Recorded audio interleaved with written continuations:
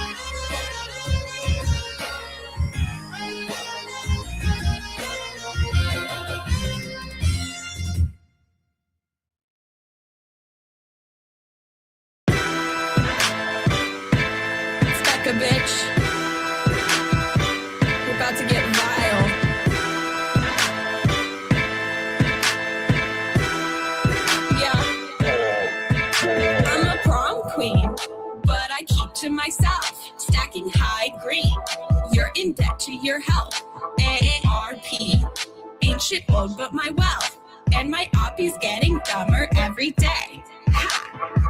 Up in the gym, but I never need a witness. Tonic and gin when I'm working on my fitness. On Becca, on God, I'll make you wish you had this hot bod.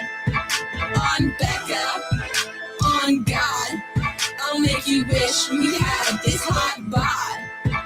On Becca, yeah, on God, I'll make you wish you had this hot bod. On Becca, on God, I'll make you wish you had this hot bod. I be flexing like the dudes high on tread, all natural. Better give her her tens. They say blondie, how you getting those abs? Hey Bobby, let me call you a cab. Long legs, I'm a woman in STEM. My eggs, fertile, healthy, and femme. My trades, flowing free like the Thames. And my haters getting madder every day.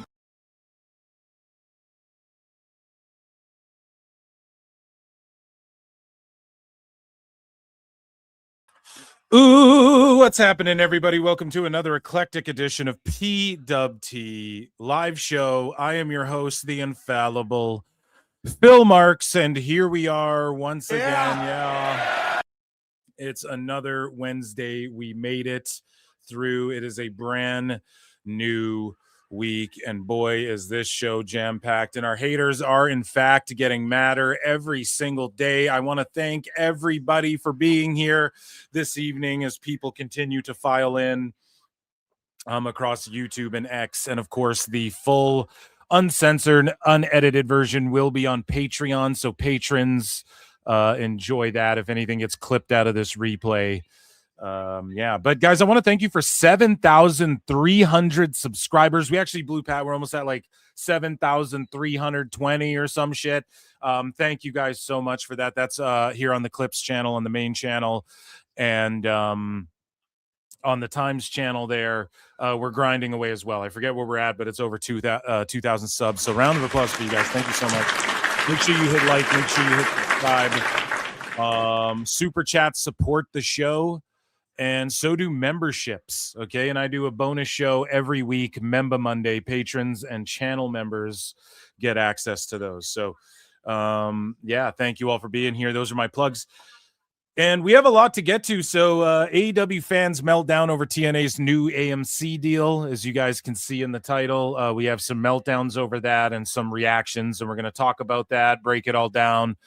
And it's quite interesting how fast it developed as well. Everybody thought it's so funny because so many people have stood where I stand. A bunch of folks have said like, oh, it's going to be announced before. Like I thought it would be at BFG. And then everyone's like, no, in 26 for sure it'll be announced. And then boom, they just dropped it on us in December. Pretty funny. You know, it's pretty funny that it's just like, oh, no, they're going to do it now. No, they're going to do it then. Oh, no, they're going to announce it now. But yes, for the longest time. And of course, TNA is going to be on Thursdays, which I told you guys was the most ideal thing, right, for them. Unless like AMC shilled out a shitload of money and was like, we want you on Wednesday or Tuesday. Then they probably would have did it. But otherwise, yeah, Thursdays where they built their audience back. We're going to get into that. Tony Khan's delusional. Today he dropped some delusion about how he's going to fucking close the gap, or he's closing the gap. So it was forbidden doors. It was feelings, restoring feelings. And then we're forbiddening doors. And now we're closing gaps. Now we're closing gaps. The forbidden gap. Pause. Right. So also Freddie Prinze Jr. And I listen to his show. I actually listen to it all the time. No offense. I skip the episodes that are just producer Alex. When it's producer Alex and Jeff Dye, it's like, okay, but Jeff Dye recently got in like a Cringe controversy that I don't know if you guys saw, but he basically was like, he tried to do a fundraiser, a crowdfund to move to Austin, Texas, to be a part of like the Austin, Texas comedy scene. And it's like, bro, you're rich, you know?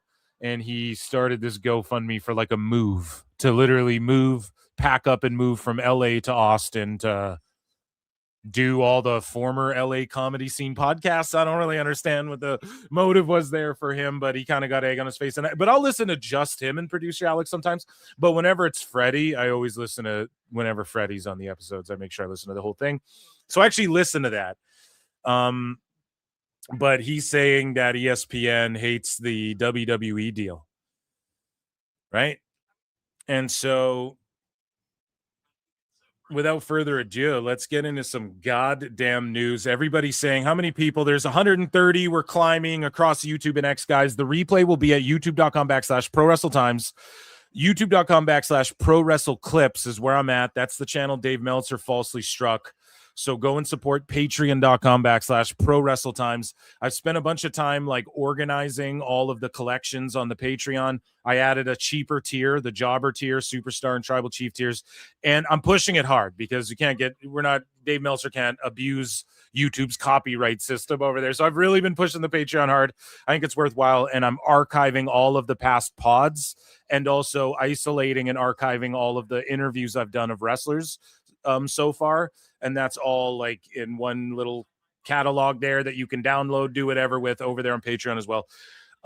Please support. Appreciate you guys. Let's get into shit. Without further ado, everybody saying, hey, what's up? What's up, guys? Everybody, what's up? Your channel came in second after Jim Cornette's on my YouTube. That's amazing. What's up, Sassy Gal? What's up, Lucy? What's up, Dundid? What's up, Cashman? Hey, we got everybody here. There's 144. We're climbing. Okay, let's start the show. Big Bang's on. And I want to start the show with a big bang. We are going to jump into to set things off this evening because we've been all over it. All right. We've been all over this. Ladies and gentlemen, it is time for TNA news, a little TNA Aces and Eights on AMC or what?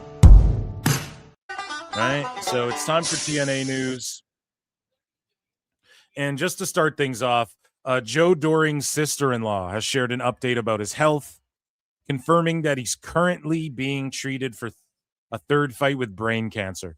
Joe is understandably private with his health, but a GoFundMe was shared in his Instagram stories and bio. So speaking of fundraisers and whatnot, don't support Jeff Dye's move to Austin, Texas. Support our guy Joe Doring here. Hell yeah. And prayers up for him right now. So this is surreal here. MJF's ex-girlfriend or MJF's ex-fiance. You fucking mark! And I'm not joking.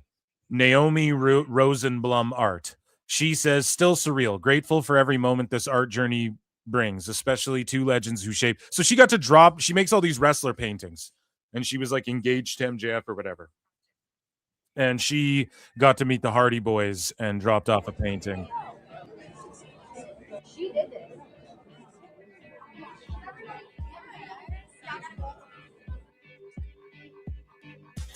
Fly like paper, get high like planes. No one on the corner has swagger like us. And then they sign it up. That's got to be awesome. She could probably sell that for a shitload of money or like auction that off and raise a shitload of money for a good cause doing that as well. So good for her. And speaking of good for them, man, we got this teaser and the whole news segment will be about this. Well, before we jump into it, actually, let's give Lei Ying Lee her due. She's the TNA Knockouts champion.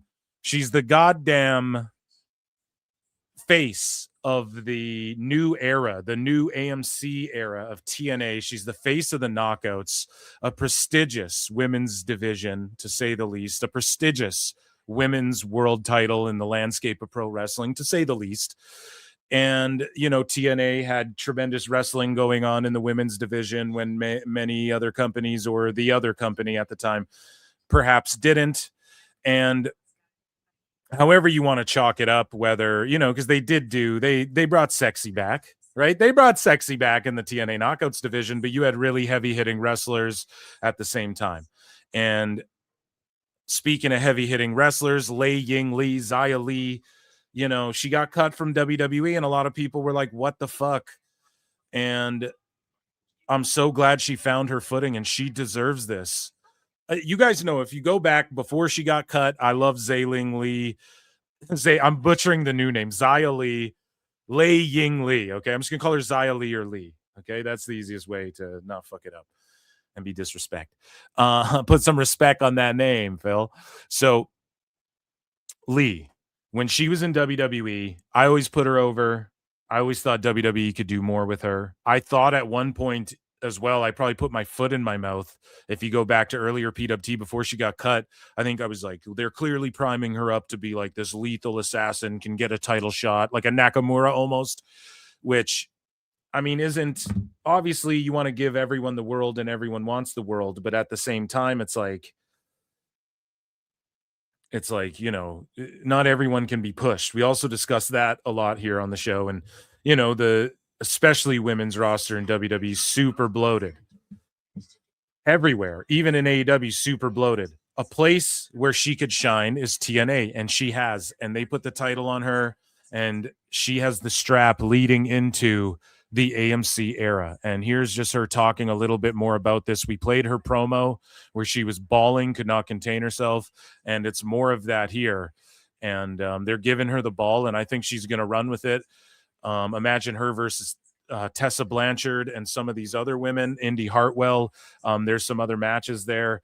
And even with the crossovers with NXT, she knows how to work the WWE style. She was on the main roster. Clearly, she's somebody that TNA has faith in now because of that. I'm sure that has something to do with it, but just the fact, like, they announced this TV deal. Let's say you're curious about TNA. Who's their champions? Fucking Lee comes up, dude. And she deserves this. I get so excited. Shout out Busted Open Radio, Sirius and Dave LaGreca here and Tommy Dreamer. And also nervous, you know. And I feel I'm there alone, you know. I wish my friend or my family will be there with me. But it's okay. I think that's my big moment. I just go there, do my best. And when I'm in the ring, I feel the audience cheer for me. They know me, even I'm in different company. That's mean a lot to me. I've been prepared all day, but it go quick. She recently had like, I think it was at the amateur level. Yeah, it was, because they were wearing kick pads and stuff. She had like an amateur, was it MMA or was it like a Muay Thai bout? I can't remember, but. Until the end, I'm like, I don't know. She's busting her ass in the greatest shape of her life too, like unbelievable shape. Even when she was in WWE, and she didn't like go to TNA and just phone it in, you know? Not crying, but I just couldn't control. Since the ref counting down the 3, 2, 1, and finally I get all the struggle, the sweat, the pain, the blues I have been go through, and finally I get out. This is my moment. Hell yeah. Yeah, and I celebration with everybody. And even I go back to Korea. And she's gonna be like, I don't know, the face of the women's division on AMC, man. This is so big for her. I'm so happy for her, you know. I'm still keep, you know, emotional, and everybody say, I know we get good the job. gist. Congrats. What was the first? So, I mean, what was the first thought she just said when he counted down 3, 2, 1? It was like, well, you know, but it was her hard work, dedication, and people keep pointing out, like, imagine moving away to the other side of the world and you don't know anybody or the language, and you're just, you know, you're just making the best of it, and then you become world champion in TNA, and then they get this huge TV deal, which is huge for them.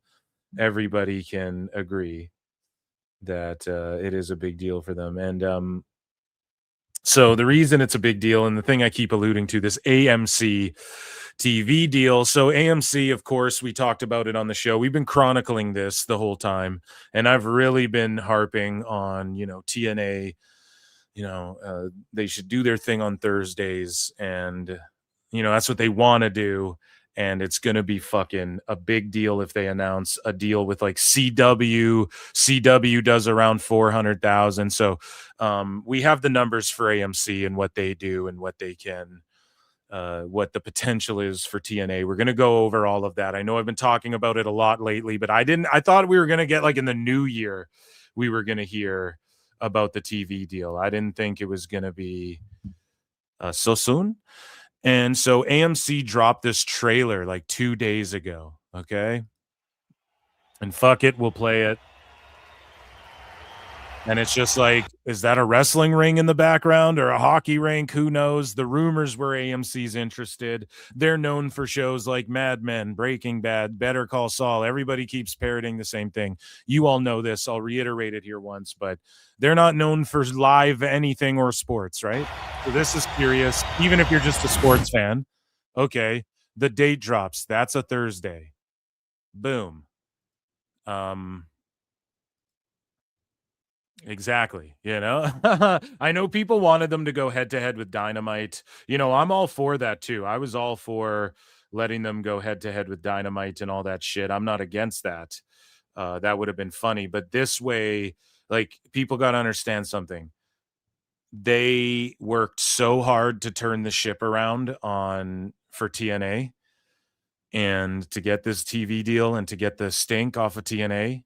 And no matter how hard some of these fucking, I don't even want to say some of these dirt sheets, because honestly, like a lot of the dirt sheets cover TNA fairly, because it's like, people aren't like going out of their way to fucking, oh my God, TNA contract news and shit, like, but at the same time, and now they are, which is awesome. But at the same time, you have the Observer in them, and they're just burying TNA at every turn they fucking get. And every turn they can, or every chance they get, and every turn they can, they're fucking shitting on it. And I think people were worried like it might go on a Wednesday or something. I just think that Thursday makes sense because it's the fucking day that they turn the whole ship around on Thursdays. Doesn't matter what else is on. They have their YouTube or their TNA and YouTube presence, and Thursdays is just when to do it. They don't back down from their pay-per-views on Fridays either. They run them even if SmackDown's on. They might wait till a little later or something to start, but they've been just in their lane doing their own thing. Do they work with AAA, or have they worked with Japanese companies, or will they work with WWE? Yes, but they're in their own goddamn lane. And again, a lot of people want to say, like, here's the thing. TNA was on trajectory to get a TV deal regardless, but their association with WWE obviously plumped that up. It obviously juiced that up. And it also helped them in many ways. And that's the benefit of partnering. Like, Nuge didn't get an American TV deal. ROH and Jericho Jericho and AEW were supposed to help ROH get a TV deal. That didn't materialize, pardon me. And basically we're here now in December, and TNA has this deal. The deal with AMC, and it starts on January 15th, man. And we're gonna break it all down. My reactions were sweet. Thursday's the absolute right day. You got to stay in your own lane. You can partner with whoever, but just focus on you, build your shit. And that's what they've been doing. They did that switcheroo with the title with Kazarian. Why? I was like, dude, we're going to get an announcement sooner than later. I said it exactly on my show. It pretty much played out, but I'm going to be honest. I thought it wouldn't be until 26 that we actually saw something. Or heard anything, but it's awesome that it's at the end of the year. Merry Christmas to all. And, TNA's kicking off the year the right way. And so Kazarian losing the title on that live show. They're going live for 2 hours every Thursday. And the middle of the week wars, NXT, AEW, TNA, it has officially begun, and we're going to break down the ratings and why TNA is going to. I get people wanted the head-to-head with Dynamite. That's not the move, though. It's just not the move. They have the sickos then will take umbrage with it, which they have. But a lot of sickos are also like doing this. Well, good for TNA, but like, what about AEW?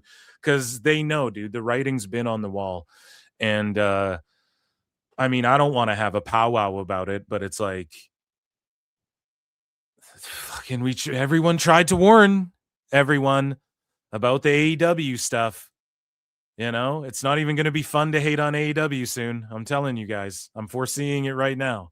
It's going to be like, whatever. They just kind of, Tony just says stuff and it'll be like Dixie Carter. Like, yeah, it's fun, but it'll just be widely accepted by everyone because you have so many TNA holes out there that are going to drown out the majority of the sickos, I assure you. And you can see the tides turning already.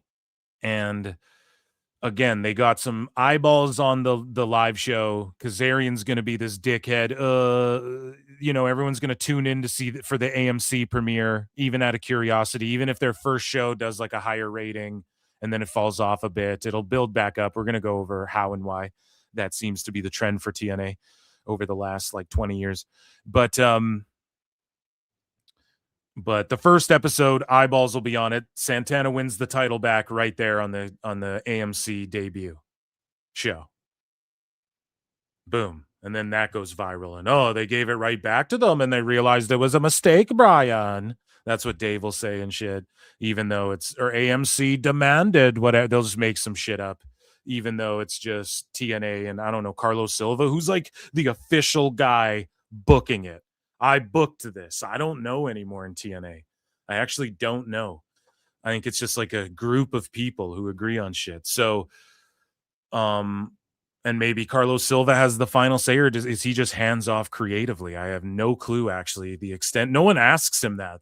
You know, they don't ask him, like, how far are you hands? They're like, so does Shawn Michaels and WWE control your shit? And he's like, no, we control our shit. And it's like, how much do you say? Like, do you approve who's going to be champion and shit? I'm curious. I would love to ask him questions like that. Hit me up, Carlos Silva. But I think you could put the title back on Santana right away, or like you build up to it for their first big event. But like the first live show on AMC, you just put it back on Santana. And then they have a trilogy bout, and then Santana just shuts Kazarian down in like a cage. And then that's like your first pay-per-view or the main event for 2 weeks later or 3 weeks later before the pay-per-view, and you build up to it or some shit, or at the pay-per-view, whatever, but you're promoting that pay-per-view on AMC. And so you get people invested in like the new guard, Santana versus the old guard, Kazarian in a cage, whatever the fuck. I think they just did that to get people talking, and then boom, they announced the TV deal. So I was spot on about that shit. So let's break this all down, okay? I've rambled and gave my little preamble. So TNA President Carlos Silva confirms that TNA's partnership with NXT will continue because a story came out and it got debunked right away. But pretty much a story came out saying that, you know, NXT and TNA, their partnership is done. Their partnership's done with the new AMC deal. But that's not true. I guess what happened was like it just removed the clause of like the NXT can get out of their deal, can get out of the partnership within 60 days or something. So who knows? Everyone's just speculating and X-Filesing on all of that shit, right? Like Silva revealed a little bit on Busted Open Radio. He says that it's a big part of helping us get this deal. It's a big part of now being able to almost give back a little and provide a big platform to some of those superstars as well. Boom, synergy. The storylines, the things we're doing together, we're just going to continue to grow in 2026. I love it. And hopefully NXT grows a bit on the CW. And now we're going to get to compare CW, AMC, AEW on TBS. I can't wait for all that shit. It's going to be so fun. It's going to be so much more fun than just like bullying AEW shit the way people have for the last little while, coping and bullying AEW. It's going to be fun to like compare TNA Impact to AEW Dynamite, I think, anyways. But Raj Giri writes this: AMC Networks and TNA Wrestling Today announced a multi-year agreement to air Thursday Night Impact weekly on AMC from 9 to 11 Eastern. So that's pretty late. The partnership kicks off live from the Curtis Colwell Center in Dallas-Fort Worth Metroplex on Thursday, January 15. The new TNA AMC agreement also includes extending the weekly telecast to viewers on AMC Plus. So now we can play the game plus 500,000 on AMC, Brian. Like now people can play that game and meme Dave Meltzer in between him falsely copyright striking my channel. Tony Khan. And fucking talking shit about TNA, people can play that. Oh, they're on AMC Plus and TNA Plus.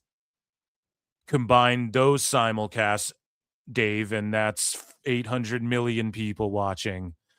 You know what I mean? Oh my People God, can play it's the that greatest game. thing I've ever seen. So it'll be fucking hilarious to see that. Can't wait for that.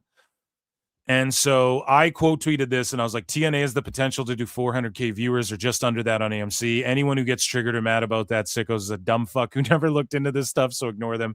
Meltzer will undermine this, but he doesn't study and learn the business, or he'd know there's a strong chance they do 400K viewers over a short period of time. I also told everyone Thursday's their day. Soon we'll also know. People are melting down over that. Soon we'll also know what TK does with Collision, if anything. Oh, this is the point I wanted to make during my preamble. So Collision gets moved from Saturday. They just move whatever time. It comes on whatever time on Saturday. When it goes in its regular time slot. When it goes on its regular time spot. I need some coffee, goddammit. Hold on a second. I'm dehydrated right now. Went on a long snowy hike today. So in the when they go on their regular time slot on Saturdays, Collision's posting their worst fucking ratings and key demos in history. And it's been moved to after Dynamite on Wednesdays a bunch. It's been moved to, or it's just been called like Tailgate Brawl. I guess that's technically Collision, but they're just like, oh, it's just like the pre-show for our pay-per-view. It's been moved to Thursdays as well. On Thursdays, sometimes it's taped. Sometimes I think it's aired live as well. It's not doing gangbusters, but I think it's done a little bit better ratings than when it's on Saturdays. So it's curious, like, okay, does AEW, I think they're just trying to figure out where does this fit? It just goes wherever until we cancel it and put it on YouTube, essentially. That's what I think is happening. And I predicted this a long time ago. I tweeted that out and fucking Dustin Rhodes blocked me like that day. So it had to be, because I followed him. Like I'm a fucking fan of the Rhodes family. And it's unfortunate, but I think that's been discussed, or people know that the writing's on the wall with this. Rampage disappeared. It did better ratings at one point than fucking Collision ever did. So, or higher ratings if you isolate an episode or two than Collision ever did. So why can't Collision go away or become a YouTube show? You know, like, and I'm not cheering for that to happen. Again, go back to early PWT. Collision was like, I was the most pumped for that show. It was my favorite show. It was my favorite show. And maybe some of it was cope because I was just like, come on, we got to will this FTR Punk Joe. Maybe I was just coping back then. I don't know. I should listen to my old shit and roast my old shit. But either way, what was the point I was making? Oh yeah, basically Collision, they can still go head to head with TNA on some nights, but TNA stayed in their own lane. It doesn't look like we're going to come fight AEW. That's what AEW did. Everyone went cringe, you know. They did that to WWE. Everyone went cringy. So TNA stayed in their own, they're doing their own fucking thing. They picked their own day. And now they can still go head to head every now and then if Collision chooses to do that. So if Collision never goes on Thursday again, they back down. If they go head to head, or if they go the same night, even if it's like they end before TNA starts, or there's only like 1 hour bleed over there, crossover, we can compare the ratings. Ooh, that's going to be fun. Or if they just go Collision's only on Saturdays forever again. Okay, then did they back? We don't know. Or did they do what I've been predicting? They're going to try and add a third hour to Dynamite, and they'll cancel Collision, or they'll just call it the third hour Collision until the TV deal's up or until the sale happens or whatever the fuck. Maybe that doesn't happen. Maybe it just gets canceled outright. You know, I'm trying to be a little optimistic for AEW here as well. But either way, we'll know what TK chooses to do with Collision. Like, we'll kind of get a grasp on that sooner or later here, which I'm excited for.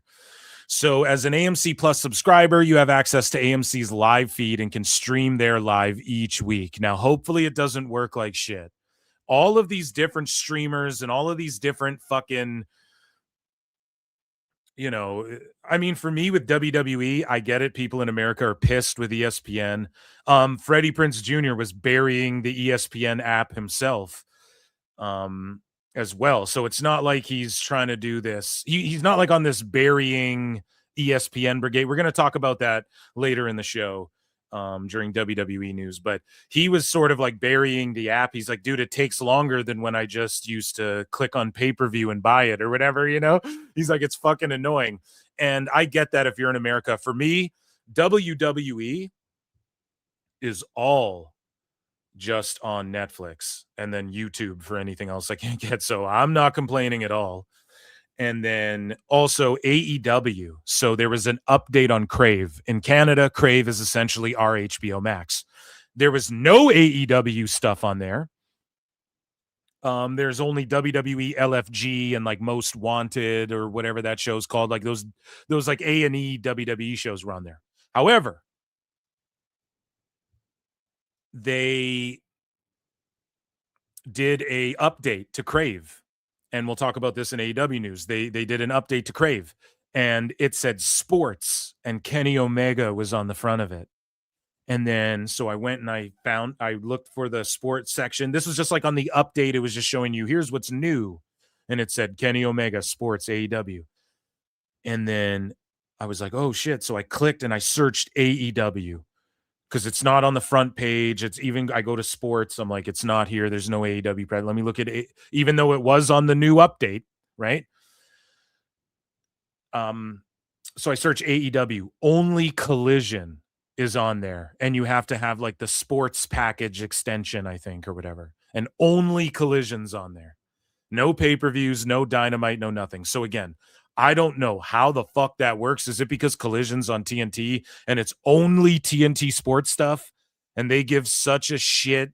They give such a little shit about AEW that, because here's the thing.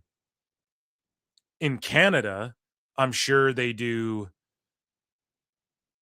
comparable numbers to other wrestling companies. I'm sure like in Canada, AEW and WWE do comparable numbers. There's only so many fucking wrestling fans. You know what I mean?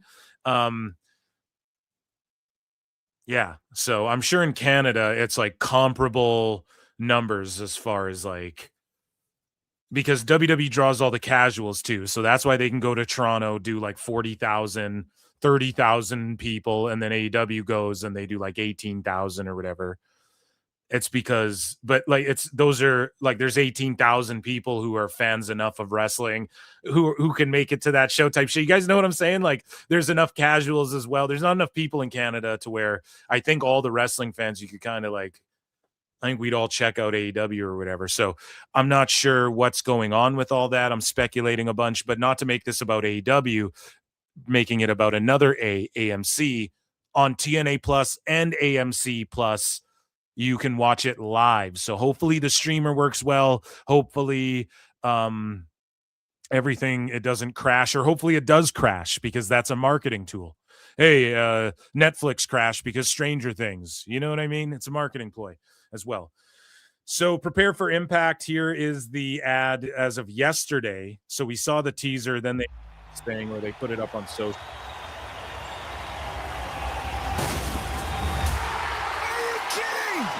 AMC is the new home of TNA Thursday Night Impact. This is TNA's greatest stage. Every Thursday at 9, non-stop drama, non-stop thrills, total non-stop action. It is is like electricity. TNA Thursday Night Impact starts January 15th at 9, live on AMC. I mean, that rules. I'm so pumped. That's awesome, man. And means that they're getting a bunch of money too. That's what's awesome. Like, that's going to help them so much. Like with signing some of these guys to longer deals or whatever it is, bringing certain guys in, and then maybe you can get, if they're on like a WWE deal in some capacity, you can get a discount on that or something. Like, who fucking knows, but hopefully it works out for them. But they'll be live. Impact will also stream on AMC Plus, biggest network they'll be on since Spike TV. This is huge. Very curious to see what happens to TNA Plus next year. How many homes is AMC in? Let's see. So AMC reaches about 60 million US cable households. So that's like a great, tremendous, amazing look for them. Here is TNA President Carlos Silva reacting to this news on Busted Open. It was a team effort, and there was ups and downs. As you know, any deal that you do, there's ups and downs. There's moments where you say, oh my goodness, is it slipping through our fingers or not? But I think AMC was really excited about it too. They're getting into the live sports entertainment business. They've always built great characters. We know that. And now I think together we're going to give them something every Thursday night, 52 weeks a year. That is so difficult in the entertainment and sports business to do. And it's going to change everything. It's going to change the way that fans get the product, see the product, and I know it's going to bring that energy to the talent in the ring as well, because I've seen it even as we filled up these buildings. You were with us at Bound for Glory, and it was such a great night. And I know you and the Hardys and everybody else felt that energy from the crowd. Now we're going to feel all that energy from the audience from AMC as well. Is this relation? Yeah, I hope like they pop a huge number for the first show. And here's the thing.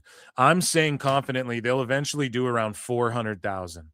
I actually have lowered that a little bit to 350, but again, there's a reason for that, which I'm going to explain as we go along. But they can do around 350 to 400,000 average over time.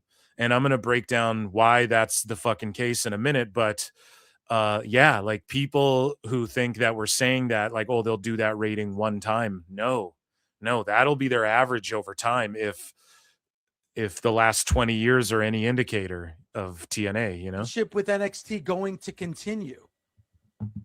Absolutely. It's a big part of helping us get this deal.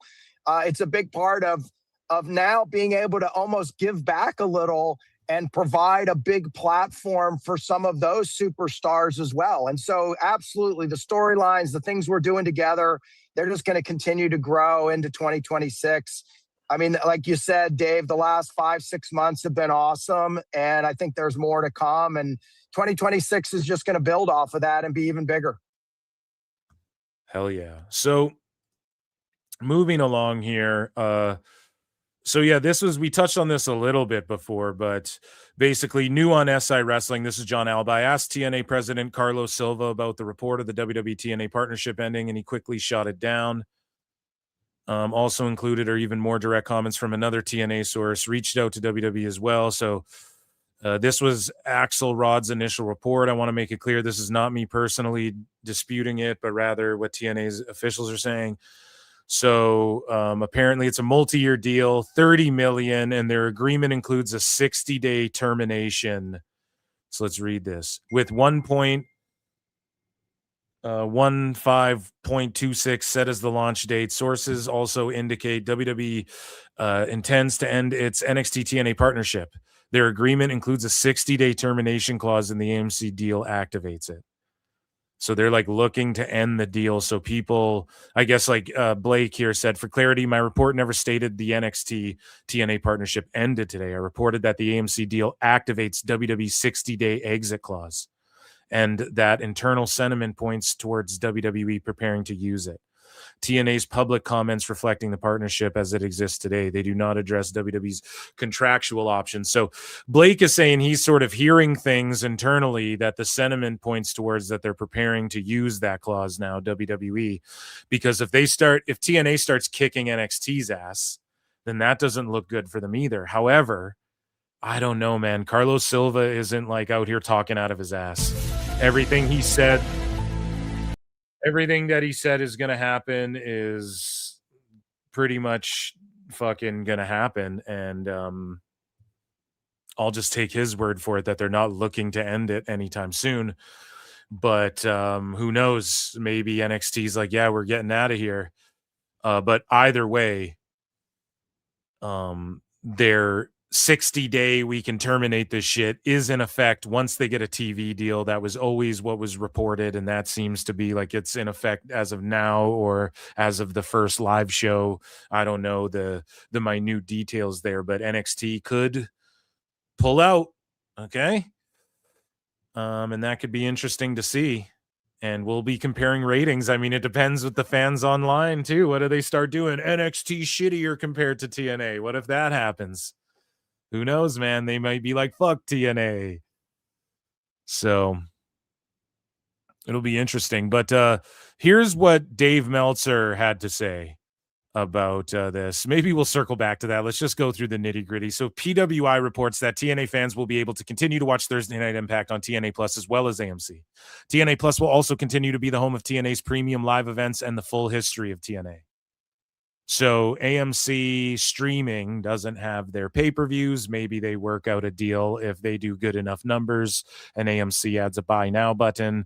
Maybe they work out a deal where the TNA pay-per-views are on AMC Plus simulcast TNA or something. Who fucking knows? One step at a time. I wouldn't even worry about that right now.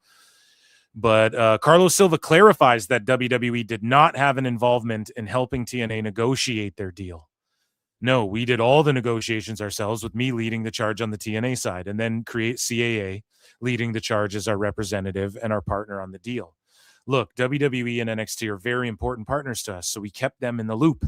They knew what was coming. They knew about the deal before you knew about the deal, but no, they've got their own deals. They're very busy with their deals, so they let us go out and cut a deal and get on a major network, and I think they're happy for us, and we're happy with the way it went. So boom, and he does say, like, they let us go out and cut a deal. Now, that's like, well, what do you mean they let you? But the thing is they partnered with WWE to help get a fucking deal. This helped them get a TV deal. So obviously, it makes sense that it would be like, hey, run it by us. Who's offering what? We'll just have an open dialogue. Is that cool, TNA? Okay, we're cool over here. And that's totally fine. And so with the whole letting thing, I mean, that's kind of revealing. But that you have to understand WWE's the A side, so it only makes sense, right? It's not like WWE's completely fucked TNA over in this, and so it's like, we'll tell them to go screw. Who cares about that? Like, I'd be going off, well, why are they letting you do anything? Who cares? Like, if New Japan was saying, AEW, let us do this thing, I'd be like, why are they letting you do any? They shouldn't be letting you do anything. They haven't helped you. WWE helped procure the TV deal, at least Carlos Silva. I mean, that is like they let you, bro. Come on. But either way, I'm just nitpicking there. And so Kazarian commented on it, and he said, I'm saying right now, the work begins. A lot of work has gone into this, but it's time to put up or shut up. It's time to put our foot on the gas and really show the world, show a much bigger audience what TNA is all about and what we have been about for the past 20 years. AMC is a big, big player, and this is their first venture into the live sports avenue. But when you look at their scripted dramas, they've had some of the biggest shows of the last decade, 2 decades. The bar is already pretty high for us, but I have full confidence in our team that we can give them something very, very special. Yeah, my prediction, he drops the belt on the opening AMC show. And so TNA president Carlos Silva speaks on the discussion about whether TNA or AEW is the number 2 promotion. And he told Denise Salcedo that we hear about it all the time and we talk about it all the time. We're competing with ourselves to be the best promotion we can be. Right now, there is a big, big number 1, and that's WWE and TKO as the parent company. Both WWE and the UFC are number 1 in both of their categories. We're very lucky to have a partnership with WWE and NXT, and we're going to continue to make TNA great as a result of that. Whether all of the talk around, are we bigger than AEW or is AEW bigger than us? Guys, AEW is bigger than TNA right now as far as pay-per-views, names. I would say that their names they have a bunch of like, you think TNA wouldn't love to have Lashley or Moxley or even a Ricochet, like, names that were prominent, have been on TV for a long time, whether it be WWE or AEW. You think TNA wouldn't want Edge or Jericho? You know what I'm saying?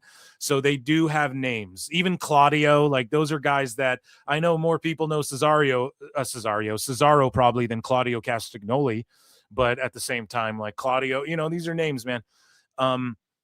So it's bigger as far as like Tony Khan and his dad's checkbook, or pockets go deeper than, they probably have more money than Anthem. I actually don't know. Does Anthem have more money than the Khan family, like as a whole? I don't know. I actually really don't know. But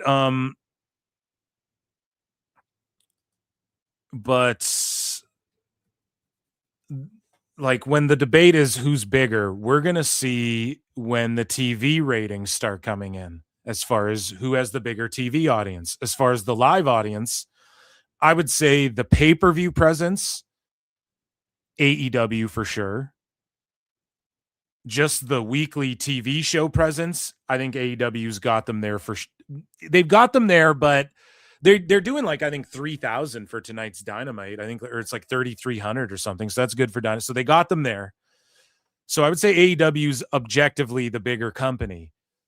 But we'll see with the TV audience. We'll see with the pay-per-view ratings. We'll see with the invisible streaming numbers, what BJ Bethel and them got to say all about that. You know what I mean? We're going to start, and now we'll see over the next like 3 years, maybe TNA catches up. Who's got the most online hype around it? I mean, TNA's got a lot of online hype right now, whereas AEW just seems to get clowned for every fucking thing they do. And even when shit gets praised, it's just like robot praise. It's just like grasping for fucking straws. Like, people get more reaction comparing AEW to WWE than they do anything else. Like, sickos get more reaction when they're like shitting on WWE shit than when they're like putting over the stuff that they like, because there's just no real hype. Now, what's hype on the TNA TV shows every week? Nothing really. I mean, it's not blowing the IWC away every single week, but hopefully this will change that. And that's why they kicked that fan out of the show too. Again, your boy Phil called it. Don't miss. I told you guys, they kicked him out because they're trying to, now they can't have spoilers. They're about to go live all the time. There's new protocol in place. The random security guard there doesn't know that you're like a beloved fan. He just was doing his job. You know what I mean? Kicked you out or whatever the fuck. They just heard someone was filming and there's new protocol. It's unfortunate, but it's just what it is. And yeah, it's because this thing was about to be announced and whatnot. But as far as like what company's bigger, AEW, and that's just because Tony Khan's checkbook. Like, if he was in a position like Carlos Silva, he would be done. He'd be cooked. He'd have been fired a long time ago. But Carlos Silva says it's okay. You're allowed to watch all the different shows you like and be a wrestling fan. It's part of the competitive nature, and it's part of the wrestling sort of undercurrent that happened on social. But I think a lot of it is just a bunch of clickbait that's just trying to get people to click. We're going to keep trying to do the best we can. Everyone's already seen the difference, and they're telling us that we're doing better and we're going to grow. Oh shit, dude. He said it. He's like, yo, everyone's saying the best guys, Tony Khan. Oh my God. And we've got AMC to do it in 26. Yeah, that's the right answer for sure. That is the right answer. So I've talked about this a bunch, and we talked about this a long time ago on the show, like 6 months ago. And, times change. They do. And so this might not apply, guys. We're going to have to see. We're going to have to play it by, there wasn't streaming over the last, and I mean, during 2024, there was streaming and whatnot, but there wasn't, and they were doing TNA Plus, right? And that wasn't doing gangbusters, but it's like the streaming landscape itself has changed drastically as well. Since like even 2016 until 2024, from 2024 till now, almost 2026, it's changed the last couple years as well, big time. And So this might not apply, but if we're looking at the last decade of TNA being on the air, and I wonder if there's some way we could quantify like their pay-per-view, weekly pay-per-view to just, I don't know if that doesn't count, but we went over this like 6 months ago on PWT. So Switchblade posted this a long ass time ago, and the little quote at the bottom here talking about CW, this is when the rumors were CW wants to pick up TNA, right? And so Switchblade 97 posted Spike TV 2014 equals 415K. So that's the average viewership on Spike TV in 2014. You take all of their shows and then you take the average viewership, 415K. This is back in 2014. TNA's average was 1.08 million. Okay. Destination America in 2015 is where TNA was. And look at this wild ride between 2014 and 2016. Like insane. They even survived this shit. So on Destination America in 2015, which remember when TNA went to Destination America and everyone's like, what? And they went to Pop TV and people were like, wasn't that the old TV Guide channel that they just switched to, they play old TV shows or whatever? Like, y'all remember that? People clown this hard and you look at the numbers and you're like, oh, they're doing Collision numbers on these shitty channels a decade ago. It's fucking crazy to look back at these. But anyways, so the average show in 2014 on Spike TV, 415K, TNA average 1.08 million per show. In 2015, the very next year, Destination America averaged 228K viewers. TNA was averaging 330K viewers. Pop TV in 2016 averaged 179K viewers. TNA on Pop would average 310K viewers. So there's these sickos that are following TNA around. You know what I'm saying? And then you fast forward damn near a decade, 8 years go by, and they prove the same thing essentially. Access TV, they do almost like double or more what the fucking double or just under or above double of what the average is. Access TV in 2024 last year, they averaged 26K views. TNA is doing 90K views. And you got to remember the TNA Plus stuff and all of they're building that. So there's we're not going to say it's 500,000 viewers and shit, but there's a bunch of people watching like over on streaming and whatnot as well.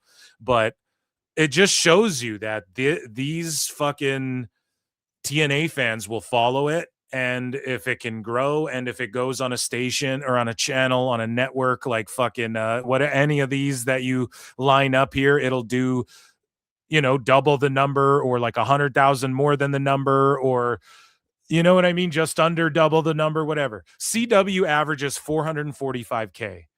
So this was like 6 months ago or roughly around that. 445K. So that means what? TNA would average like 450 to 500K or 550K. Maybe you could say 100,000 more people than that if the trend continues, which through this gap here between Pop and Access, that's a huge gap of time. So it would indicate that even though it's been a while, like 2 years between 24 and 26, it's not like they couldn't still do that. It doesn't mean they're going to do that absolutely. But if this trend continues, and hey, a lot of people said about AEW, they said, yo, if AEW's trends continue and these trends that we can point to other wrestling companies, they're going to start strong. And then over time, they're just going to slowly dwindle. And that's been happening. So why can't Switchblade and your boy Phil Blade over here be right about this, where I think over time we'll see them trend and they'll average. So I looked it up. And I tweeted this out, and I actually got corrected on this. So we're going to correct this live. Because when you Google it, it gives you 370K viewers. But then when you actually dig deeper, that's from 23.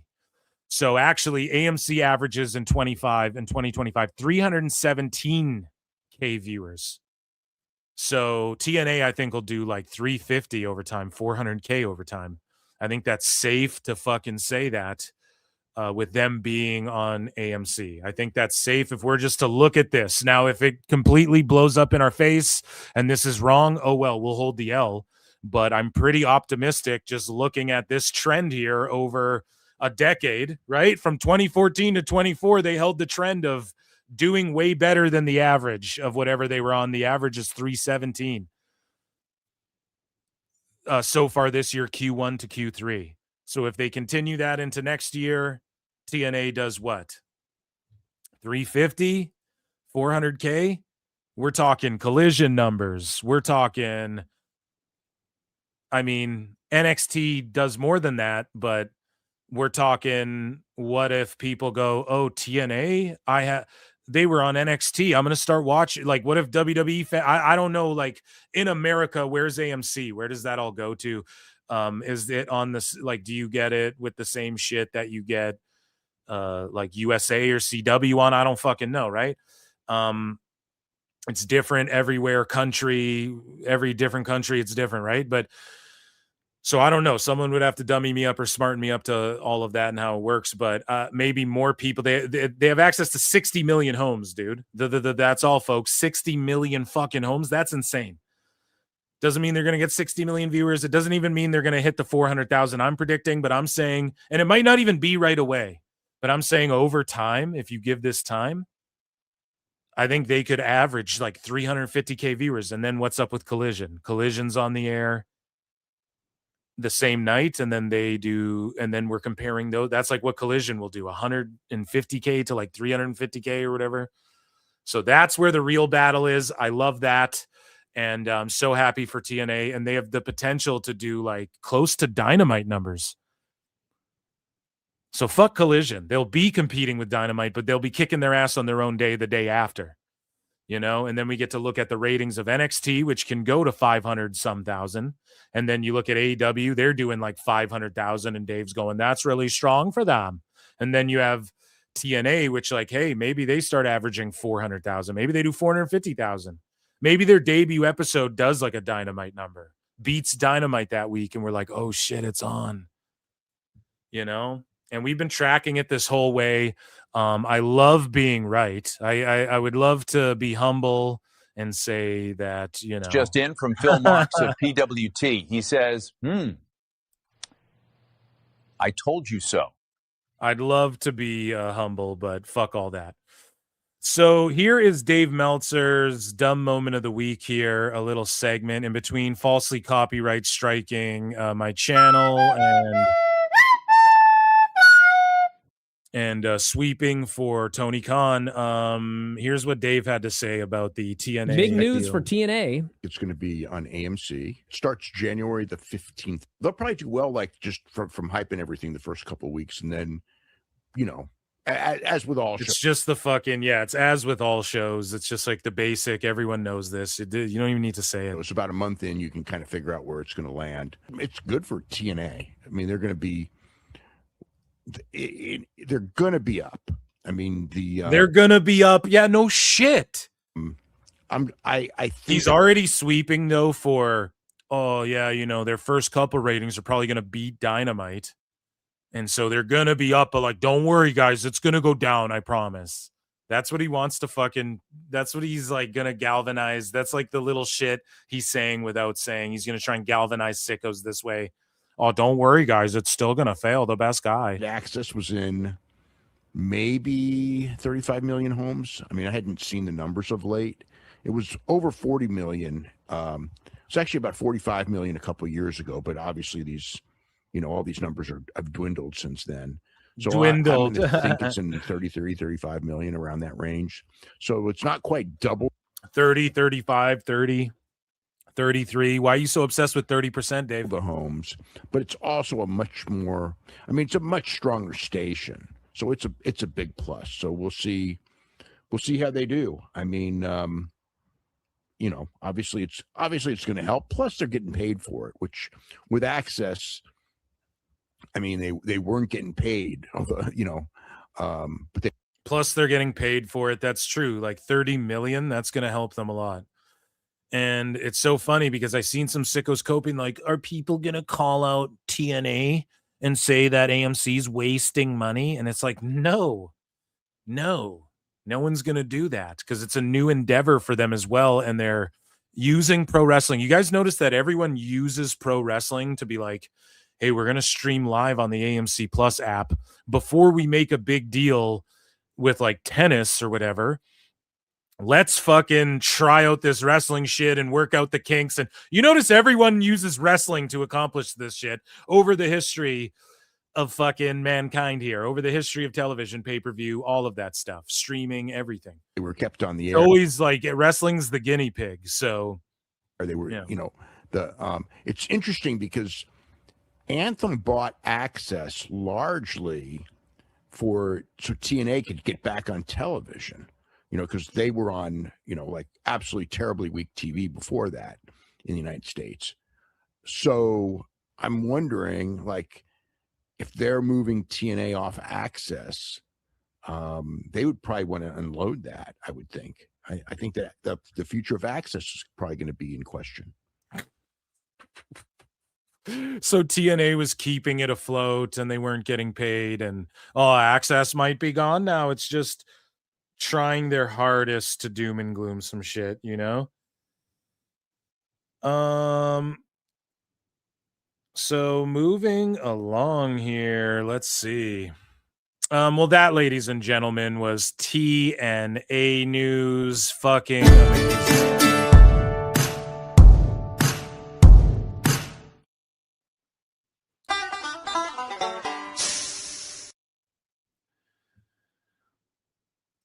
So, chat, we talked a bit about AEW. We're going to get into some AEW hot news here right away.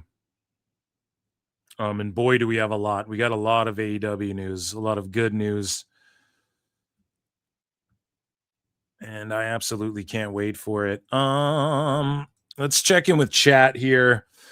We had like 300 watching across X and YouTube, guys, on youtube.com/Pro Wrestle Clips. Make sure you hit like and subscribe. Consider signing up for Patreon as well. I'm shilling the Patreon hard, and I've been uploading to it a lot.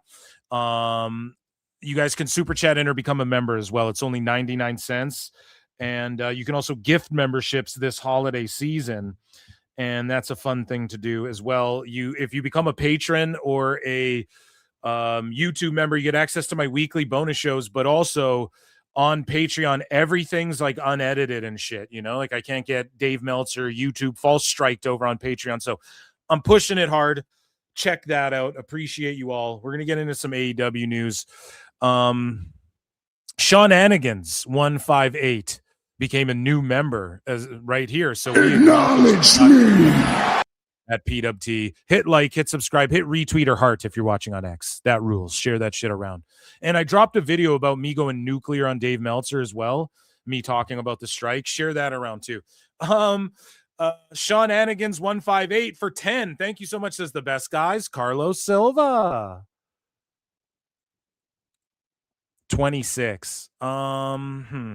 Dave won't start shilling for him. Oh my God, it's the greatest thing I've ever seen. If that's what The you're best asking. guys, Tony Khan. Okay, Sean Anigans 158. Dave Meltzer won't start shilling for TNA, if that's what you're asking.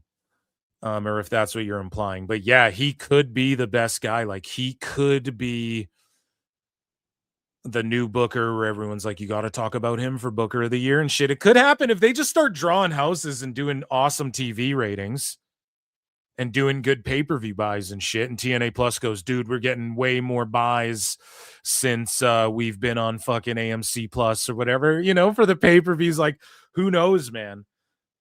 They can only go up from here, as Shania Twain once said. So thank you so much for the super chat. I really appreciate that. Chris Walski for 2 says, indirectly, the TNA deal gonna test F4W online influence.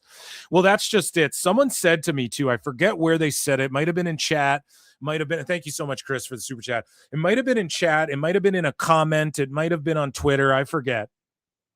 But someone said to me, like, well, Phil, Brian Alvarez has always shit on TNA.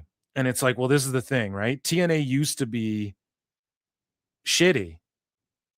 So like, it makes sense then. Now that TNA's turning everything around and they're accused of fucking being shills, like, this isn't a good look for them whatsoever. You know, like, this just makes it look like they're hating just to hate and they're crying about TNA doing so well, in my opinion, and like being so faux outraged over the Kazarian what's it called, the Kazarian Santana title switch. It's like, you guys don't even really care, and like you can't say TNA gonna TNA when they haven't really done any shit like that in a long time.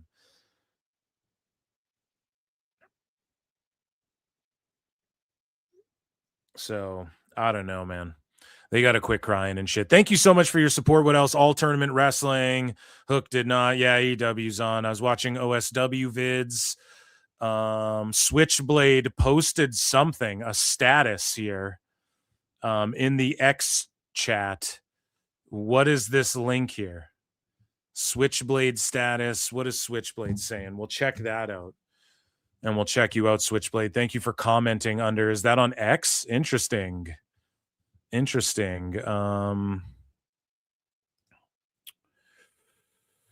see. I don't know. I don't see it. Like, I don't know how you comment. I don't know how the X streams work. I just stream there and promote my other shit. You guys know what I'm saying? I'll like and retweet it though myself. So, what did you send me? Did you send me it in DM form or what there? Old switcheroo.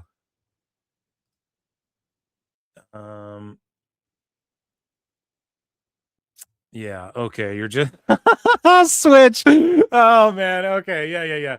We'll get it, whatever. They show you out for all your work on the TNA shit and actually studying and learning. Sorry guys, let's get back to the goddamn show. Here's me shilling the Patreon, and I put all the archives of PWT. I'm also currently, well, they're not all up there. I have like 40 more shows to put up there, I think, but I'm working through it, and I'm isolating the interviews I've done with wrestlers and making an archives there on the Patreon. There's a bunch of collections, me watching a bunch of shit, reacting to shit, videos that I can't do on YouTube, like I just watched the whole NFL Films Tony Khan draft day thing.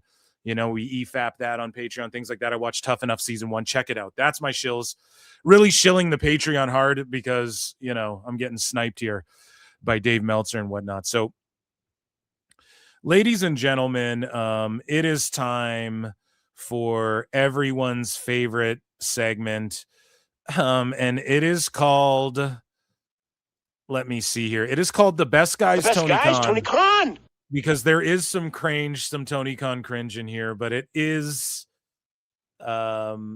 AEW news time.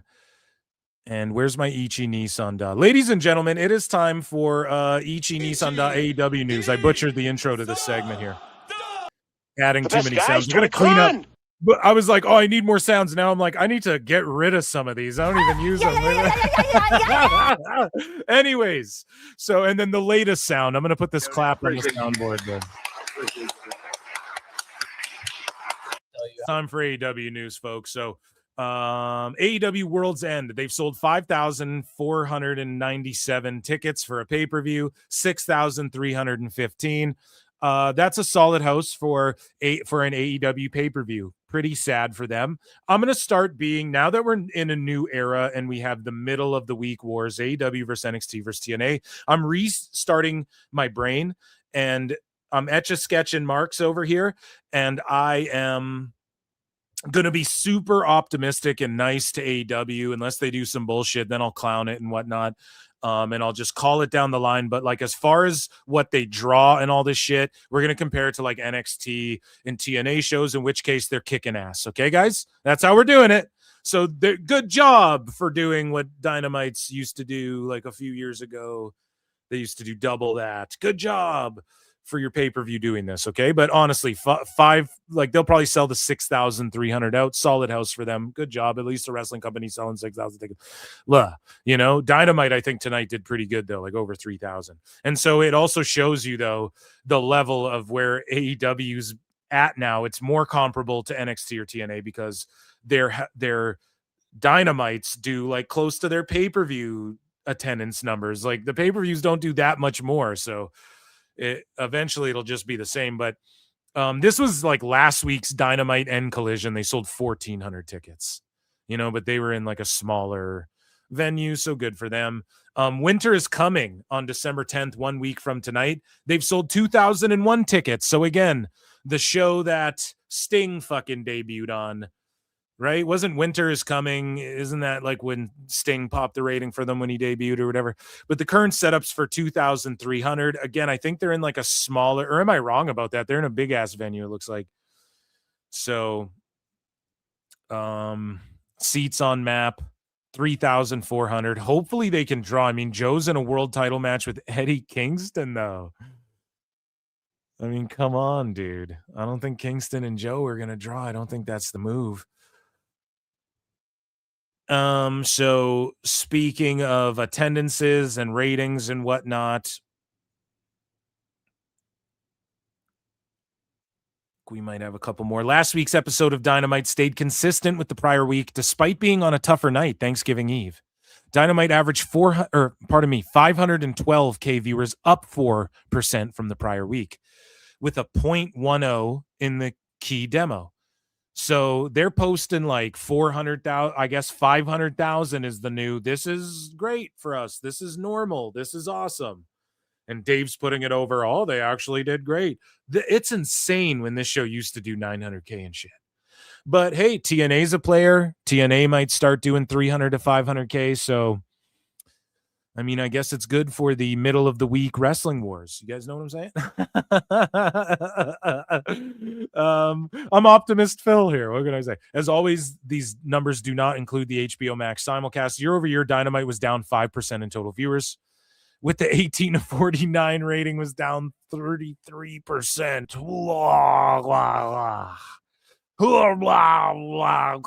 And I implore everybody to listen to Eric Bischoff and Raj Giri on 83 Weeks.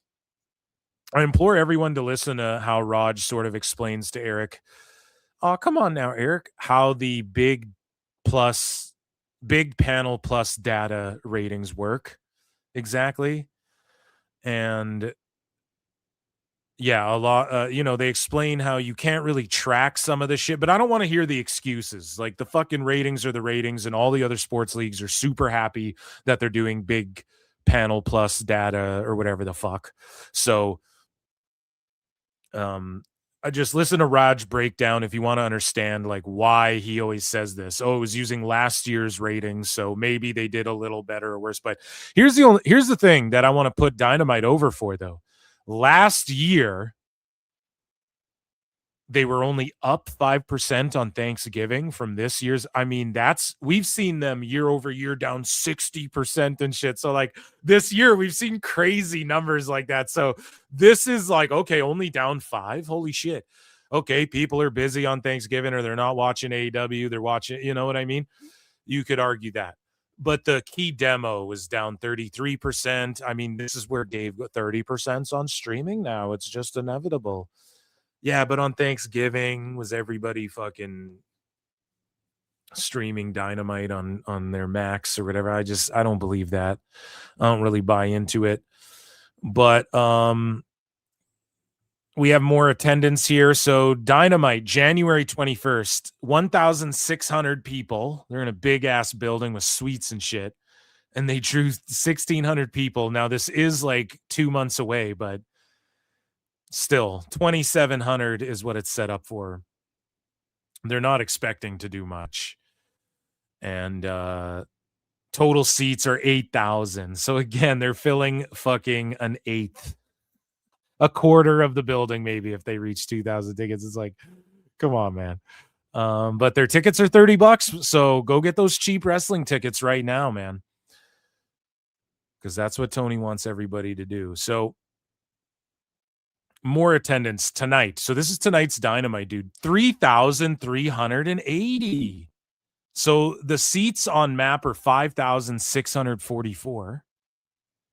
So that's not bad. Like, they did a house tonight. Good for them in Fishers Event Center in Fishers, Indianapolis, India is where we're going.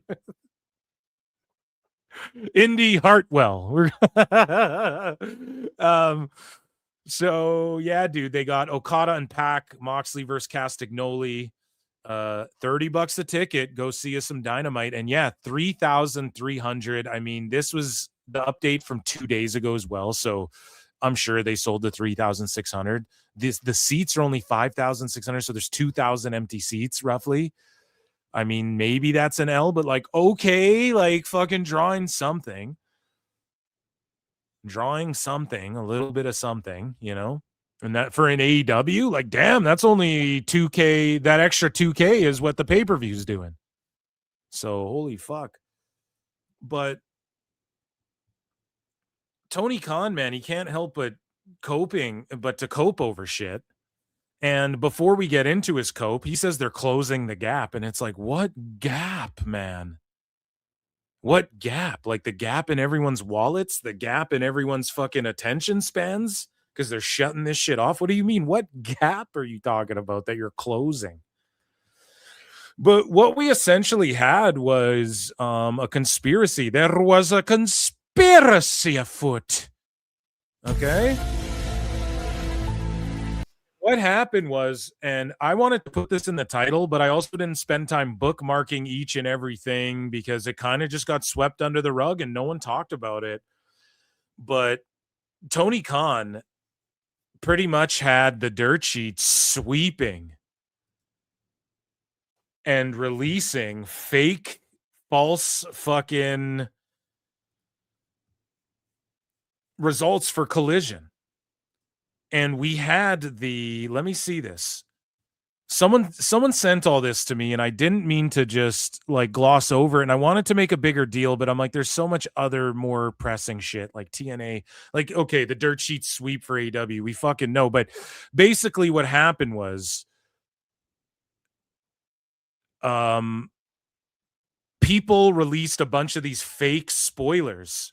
And so this is a DM I got. The sickos, this is from someone who's legit, okay, who fucking is just chronicles tons of shit, is on point with their takes, predicts a bunch of shit. This is someone on point, and they hit me up with a bunch of screen grabs, and they're these spoilers from the taping of Collision. And they go, the sickos are protecting Collision spoilers from Dynamite Dave now by sending conflicting reports. Last night on the Observer Radio, Dave said he was shocked he hadn't had one person email him Collision spoilers. So what? Dave protecting Collision spoilers? How did he not have one person? Or are the sickos in attendance there? Either Dave's not leaking them, protecting AEW, or the sickos there are telling Dave, no, we're not going to tell them to you. At every show, Dave just puts out a tweet or whatever. He knows someone who's going to DM him results all night for the shows and talk about, oh, the crowd was hot for this and they weren't hot for that and they seem like this kind of crowd. That's what he does. Okay? And then he does reports as if he was in the fucking building because he's a clown. And so this guy goes on to say, these nerds are taking these tournament spoilers very seriously. Geez, I wonder if IWGP champion Takeshita will lose to Roddy Strong. You know what I'm saying? And so I need to keep this. Yeah, so I'm pulling these up here. And there was a post. OMFG, did Tony get these sickos to send fake Collision results to Dynamite Dave to protect spoilers? Right? So we said, head over here. It's Meltzer Said What over here made this post. Okay. And this was sent to me. Did the sickos send fake Collision results to Dynamite Dave to protect spoilers for the Continental Classic? And it's like, whoa, dude, I think they might have done that. And so Meltzer Said What post this. Ian Carey, we've received multiple. There's an update on this report. We've received multiple conflicting reports regarding the result of Takeshita versus Roddy Strong. What do you mean? Like, obviously, Takeshita isn't going to beat or isn't going to lose to Roddy Strong. Like, it's just craziness. Or if he does, like, whatever the fuck. But Meltzer Said What got DM saying, these sickos are protecting Collision spoilers from Dynamite Dave now. They're sending conflicting reports. Last night, Observer Radio, Dave said he was shocked he didn't have one person send it. These nerds are taking these tournament spoilers very seriously. Geez, I wonder if IWGP champion Takeshita will lose to Roddy Strong. So Meltzer Said What here, just showing the DMs and stuff. I guess I was trying to be fucking private with it. I didn't realize he made a whole post about this, but Tony Khan posted, it's apparent that those Collision spoilers about tonight's show were fake news. It's just my opinion. I think it's an example of why I don't believe every rumor I see online.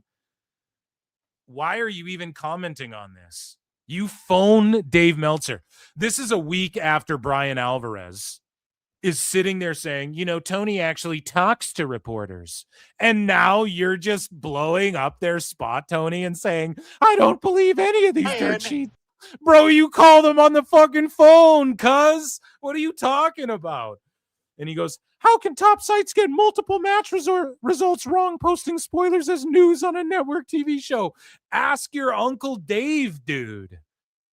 Why are you phoning him, telling him the results? And then why the fuck is he not? Why did he go, no one's reporting them to me? Bro, there was like a fucking coup to have these results protected. I'm telling you, there was some weird shit. Now, is that a little Alex Jonesy to go that far? Maybe, but like, fuck, would you be surprised? Like it looks like that's what's happening. So I don't know, man. They're just trying to protect results. And then Tony Khan goes, by the way, I thought the Thanksgiving Collision show tonight was one of the best episodes of this year. If you didn't see it yet, it's on tomorrow, or it's on at whatever the fuck tonight. And yeah, it just seems like sickos and people are trying to like protect results, which is fine. I'm actually for that. But Tony, don't, the same week that Brian's like, you know, Tony actually stooges to guy. Tony actually calls us and talks to journalists. What's wrong with that? Shouldn't your job be to try and get the scoops? And it's like, yeah, but that's not, Dave didn't phone Tony on the air. Tony phoned Dave. And this is coming off the backs of fucking Trying Brian saying all the women came to us. A bunch of people came to us backstage after the Tegan Knox walkout. Everybody came to us talking shit. And then this is the same week that Brian goes, what did he say? I just said it before, but pretty much it's fucking, it just doesn't look good. And Tony can't be now This is why I don't believe in dirt sheets is what he's saying, but he's not. Then call out Dave. The fuck? Like, call out these guys who are doing shit, who have been perpetrating this across the board for years. You're not going to do that, though. So it just seems white knightish and very faux. And Tony is just talking out of his ass here 100%. Otherwise, he'd call out other shit. Oh, I did have this bookmarked. Okay, so that's good. You know, but it's super cringe that's what Tone's doing. And ultimately, he's trying to close this gap. Okay? And I don't know if it's like the gap in Meltzer's, like where his hair's parting on the top. I don't know if that's what he's talking about, but he thinks they're closing a gap, and maybe he thinks it's with WWE, but he's working really hard to not let spoilers leak out there. And so Tony says that this has been an awesome year for AEW. We're the challenger brand in pro wrestling, and I think we've really closed the gap in a very meaningful way in 2025 in a number of key metrics. This was a big year for us because we've been doing wrestling every Wednesday night on TBS. Yeah, that's been every year. Every Saturday night on TNT for many years. Talking like he's been in the game for like a decade. Minimum. But we also added millions of new homes that can reach AEW this year with AEW on HBO Max. There's many reasons why 2025 has been a tremendous year for AEW, and most of all, it comes down to the fans. Whether you're watching on TV or streaming or coming to the show in person like tonight, everybody has come together. The wrestlers, the staff, and the fans. And they've made this just an awesome year for AEW. So I'm really proud of what we're doing here, huh? So he's proud of it. He thinks they're closing a gap, all the while, like, you have Amazon refunding all the pay-per-views for the last pay-per-view. And you have Tony Khan desperately plastering billboards outside of Survivor Series with Dynamite. Fucking, so again, they want to, like, where's any sickos? They're just like, great play, genius, get him, boss man, cook, goat. But meanwhile, it's like, if WWE did this, you assholes would be crying. If TNA did this, you guys would be roasting TNA and like, why are you coming at AEW, bro? But Tony, so they're always the victim until they do shit like this. And Tony thinks he's closing the gap. And it's like, on what? On TNA? They're closing the gap on you, asshole. And so Dynamite endings keep getting cut off on YouTube TV. And again, Brian and Dave Meltzer, Dave Feltzer, fucking have emotional damage. Emotional damage. And they're falsely copyright striking channels like mine, like Redax, instead, and they don't even know how to use YouTube TV or how to just watch their favorite show that they shill for. Fucking, they can't figure out how to do that properly over on YouTube. And I don't know what gap Tony Khan thinks he's closing. And that was the first portion of AEW news. We have tons more. Let me check in. We have a super chat here. Chris McCarty 7128 for 2 says Okada is in a tournament for a title he gave up. I know. It's just uninspired fucking it's just Drek. Nobody cares. Like everyone's not like people are just not caring about this as much. You know? It's must be said. And I even put AEW over for having that little bump in the 5%, but it's like, okay, year over year, like maybe that's just around the number that's going to be watching AEW in general on Thanksgiving because people are in the house. Maybe that's an indicator of like people were just in the house on Thanksgiving. Like we could play this any which way, but I think more and more people are caring less and less about AEW. In many ways. And Okada giving up a title or giving up his title, but he didn't even necessarily give it up. Chris McCarty. He didn't even necessarily give up the title. It's just, well, he kind of like it's up for grabs in this fucking tournament, but he's got to win this tournament to sort of capture it back, even though he's the unified champion. But the unified title actually encompasses 2 titles. And so one of them can be separate at separate times or whatever. It's just stupid. And this is the stuff that doesn't work. And say what you will, in TNA, they do the shit that works. Okay. They're telling stories. They're getting you invested in characters. And now look at what's happening for them. So NXT, TNA, AEW, that's the new comparisons and the only comparisons we'll be making. WWE sometimes, like when Tony Khan says we're closing the gap. Okay, the gap to what? Certainly not WWE. That's just complete and utter cope. So let's move along here. We have Tony Khan Cringe. We have updates. We have things that happen throughout the week. And let's get into it. So here is Julia Hart just botching a moonsault, and she's always thrown these moonsaults stiff. She always looks like she's getting hurt on them. I made the joke Vader's fucking moonsaults hurt less than these ones. And again, remember when Dave Meltzer criticized Stephanie Vaquer for the crowd chanted one more time, one more time, one more time. And he said, oh, they're just so pre-programmed there in WWE that she didn't do it one more time. And then we go to the cage match and Sky Blue and Julia Hart. There's a situation where someone goes through the table, but they don't go through the table and the crowd chants one more time and then they don't do it. And Dave never criticizes it and goes, oh, well, did you know that? Guys, there's 206 watching. There's only 57 likes. Run those on the YouTube channel. Run them up to 100, okay? I know that 206 of you, 150 more of you can hit fucking like, or at least 50 more of you hit like, you sons of bitches. Anyways, so Julia Hart, right? She doesn't go through the table, or whoever didn't go through the table, and then, you know, the crowd chants one more time and nobody does the one more time, and Dave doesn't criticize, oh, it's pre-programmed in AEW, Brian. Right? Now watch this. How pre-programmed is this as well? To just spot, move. Everyone plans out the whole match. If you don't do the dance routine exactly, then there's no calling it in the ring or adjusting or doing anything better. That's all I see in AEW. I got to be honest. The majority of matches are like this, where it's move. And in WWE, this is why the refs are botching. That wasn't supposed to be the finish. The ref should call it as a shoot. I don't even want the ref to know the finish. Fuck you. They should just know who's going over. Call it like a shoot. And if the fucking person in the ring doesn't kick out, just call it. I don't care if it's for the title or not. Fuck all that. Why should the refs know spot? And you can tell now the refs are like, oh, this spot is supposed to come next, and this wasn't the finish. Why do you know what spot's supposed to happen at the fucking finish? Like, it's so stupid. But again, Dave Meltzer doesn't talk about the pre-programmed AEW PWG style of wrestling of spot, this happens. And you can even see Willow's just waiting here. Sky Blue's just waiting here. They're all just waiting. Everyone's just waiting for the moonsault. Please don't kill Harley. From the top, and she Lands on her feet, does a little splash, and then what does Sky Blue do?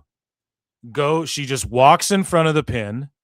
Look at this shit. From the top, and she and I'm not trying to bury Julia or Sky Blue. Like, Julia should not be doing this moonsault.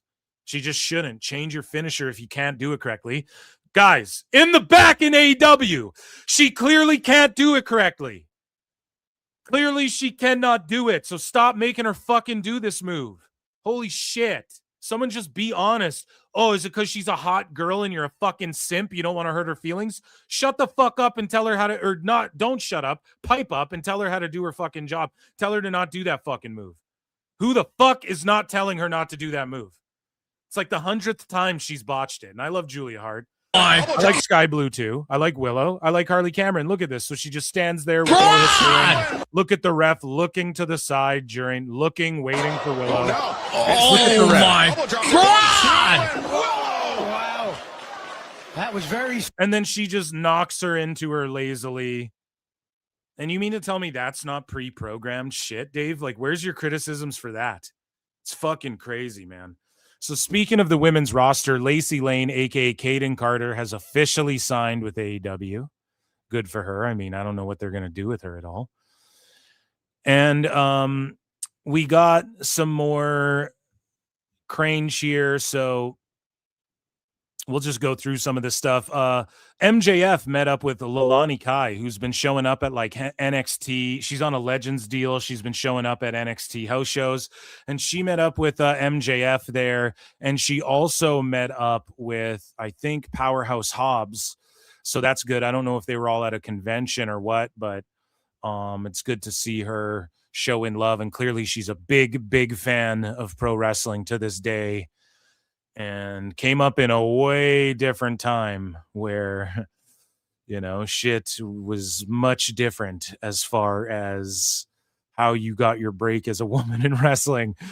And so speaking of catching breaks here, Netflix's new bid to buy Warner Bros. Is mostly a cash offer. This, according to Bloomberg. The company is arranging a mega loan to be able to buy WB. There's also reports coming out, like in the entertainment spheres, that people are going to try and prevent and block this Netflix sale. Like, it's too much. You guys know what I'm saying? Like, Netflix can't own all of this shit. Like, that's where we're getting into monopoly territory. They're going to own all of WB's, like, legacy content and shit. I just don't know if people are going to be down with that. If Netflix buys WB, they'll own like 5% of AEW. And let's say they have TNT and TBS. I don't even see them necessarily canceling AEW entirely, but it just won't exist in the form that we know it. But speaking of which, Booker T refers to AEW as a retirement spot. If a wrestler's looking to wrap up their career, and he goes, I just wish they had AEW around when I was doing this thing, man. And I'm like, dude, they did. It was called TNA. Oh, thank you. And he's like, Ric Flair's still under contract from what I've been hearing. Yeah, dude, Rita Chatterton and shit. Like, it's weird, man. They just sign people up. I'd way rather be on a WWE Legends deal. The optics are way better. Speaking of WWE Legends and optics, Paul White comments on potentially wrestling again in the future. He says he isn't ready to hang up the boots yet. And he says it's just a week-by-week thing. I had a small back surgery done a couple of months ago. I've had like a major surgery every freaking year for about the past 5. So, guys, I point this out too, and people don't want to admit this, but you guys, and I'm not sitting here trying to be insensitive towards people's injuries either. But do you guys notice how everyone goes to AEW? They get shitloads of money. Tony Khan's their best friend. And then all of a sudden, Kyle O'Reilly needs neck surgery on this move he's been doing for his whole career. But now it's built up and he's so banged up. He needs surgery. He's gone for a year. Adam Cole's all fucked up. Big Show goes to AEW and gets 5 surgeries over the last 5 years he's been there. It's like, whoa, dude. Yeah, Booker T's not wrong. It's a fucking retirement spot for people to go and get their surgeries and get a bunch of money. It's for the Hurt Syndicate to be 50 and make close to what they were making in WWE or more and retire there and live out their 60s and their old age and fucking just milking this guy for as much money as possible. He's a money mark. I don't care what Stinkashay has to say. Stinkashay's out there fucking bragging on X to people. They're just mad that we're making more money than ever and we get more days off than ever. How much money's Tony Khan making? The best guy's Tony Khan. How many days is he getting off? Oh, none. He has more days on than he did before and he's losing money. That's called a fucking money mark. And that's why you're marking it. Stop lying. Stop lying. Stop lying about it, okay? You just explained how and why he's a money mark. Stupid idiot. What that means. So, yeah, Big Show wants to come back. Good for him. I say we get a Jericho reunion. One day. Someday soon. The Saudis will want to see Big Show in Saudi Arabia. And so that'll happen. Speaking of injuries, though, and weird contract situations and whatnot, Roosh is working through a bad knee. This according to Tryon Bryan here, okay? And so Roosh is working with a bad knee, allegedly. And he made it worse. He'll be evaluated in the next week or so and almost certainly undergo surgery. Dralistico suffered injuries to his ears in 2 different matches. He worked through it, but eventually became too painful, and he's told he'd need surgery to fix it. So, like, none of these luchas they bring in can stay healthy. I love Roosh and shit, but, like, what the fuck is going on in this company with women and luchas, man? I've been calling this out for 2 years here. And so this happened where Roosh, his Facebook, he posted earlier today saying that he signed an AEW contract.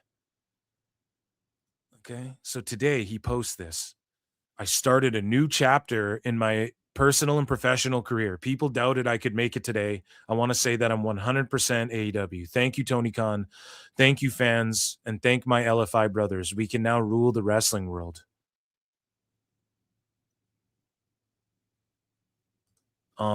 And then this is from 23 though. I started a new chapter in my personal. It's a copy and paste post on his account with the same video. So it's like, what happened? Did someone hack his shit? It's his official account. Is it glitching out? Is Meta glitching out? Like Twitter, all these apps are glitching out now. No one knows what the fuck they're doing.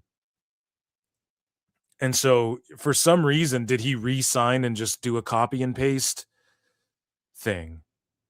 Did they schedule this post on his other social media, but they scheduled it for 2 years in advance and fucked up or something? Who knows? It's weird.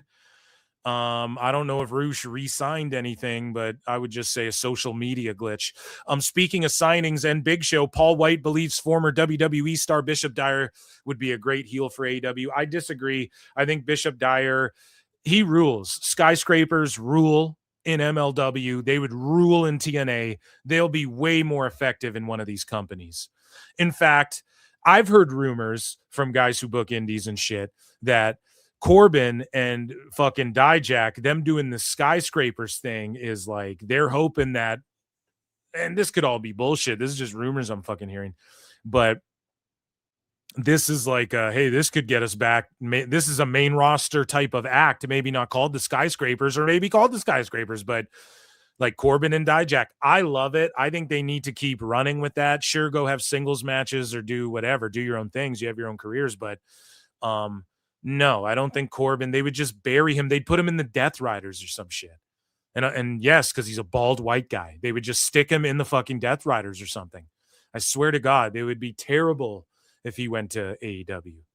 And like, I hope Corbin gets money and shit. I'm not trying to hate on that, but what would they do with him there? Like absolutely nothing. And he's one of these guys that other than that finishing move, the end of days, like sickos clown on wrestlers like Corbin and Ridge Holland and these guys. They fucking got clowned on for being, they're just characters and they're just gimmick acts and they do comedy shit, or they're just like they're just big guys, like they wrestle decent, but they're just generic and shit. Corbin got a lot of that shit too, other than his finisher. And then when he did the happy Corbin shit, but a lot of people hated on Happy Corbin too. A lot of people in the IWC were hating on that and saying it was cringe. And like, that's what you're doing with Corbin and shit.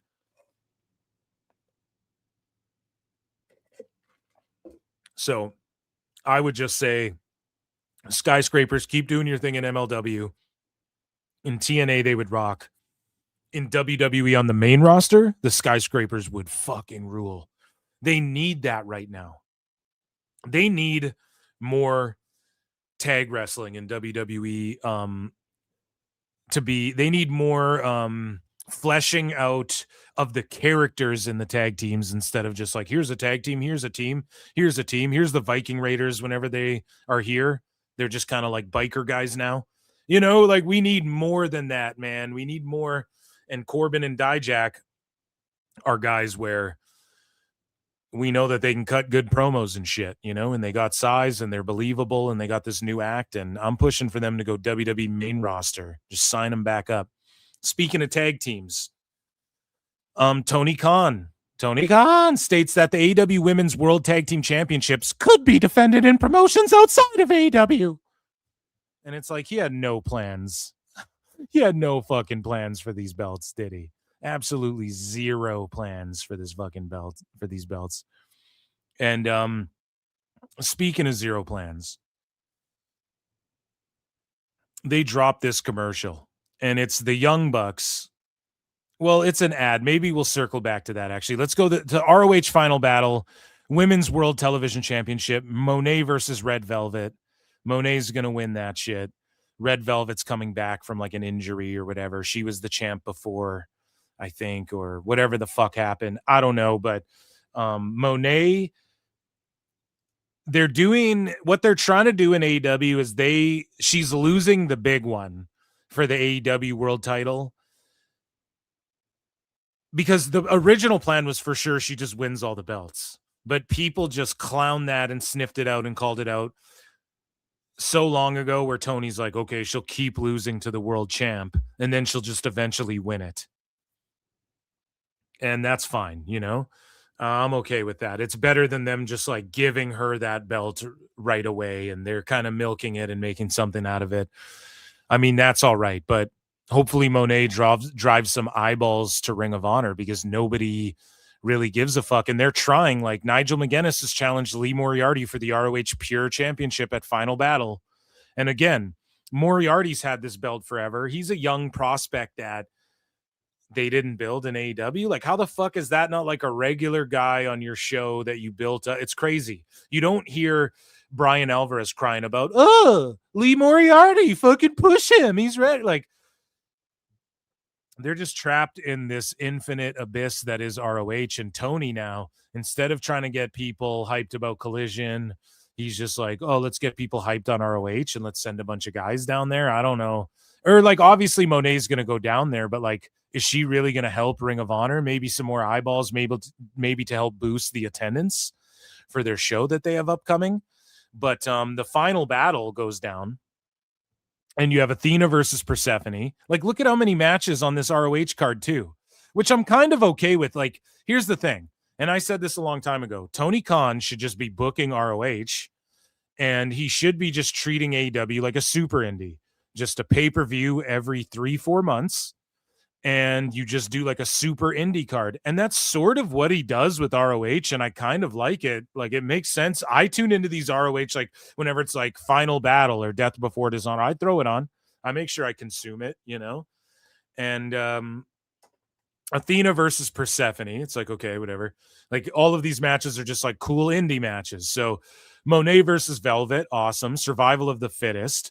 Lee Moriarty versus Nigel McGuinness. Ricochet versus nobody knows, but it's for the AEW national title. So Ricochet, man, they just give him, he butt kisses Tony Khan, licks butthole, fingers booty holes to try and get himself over online.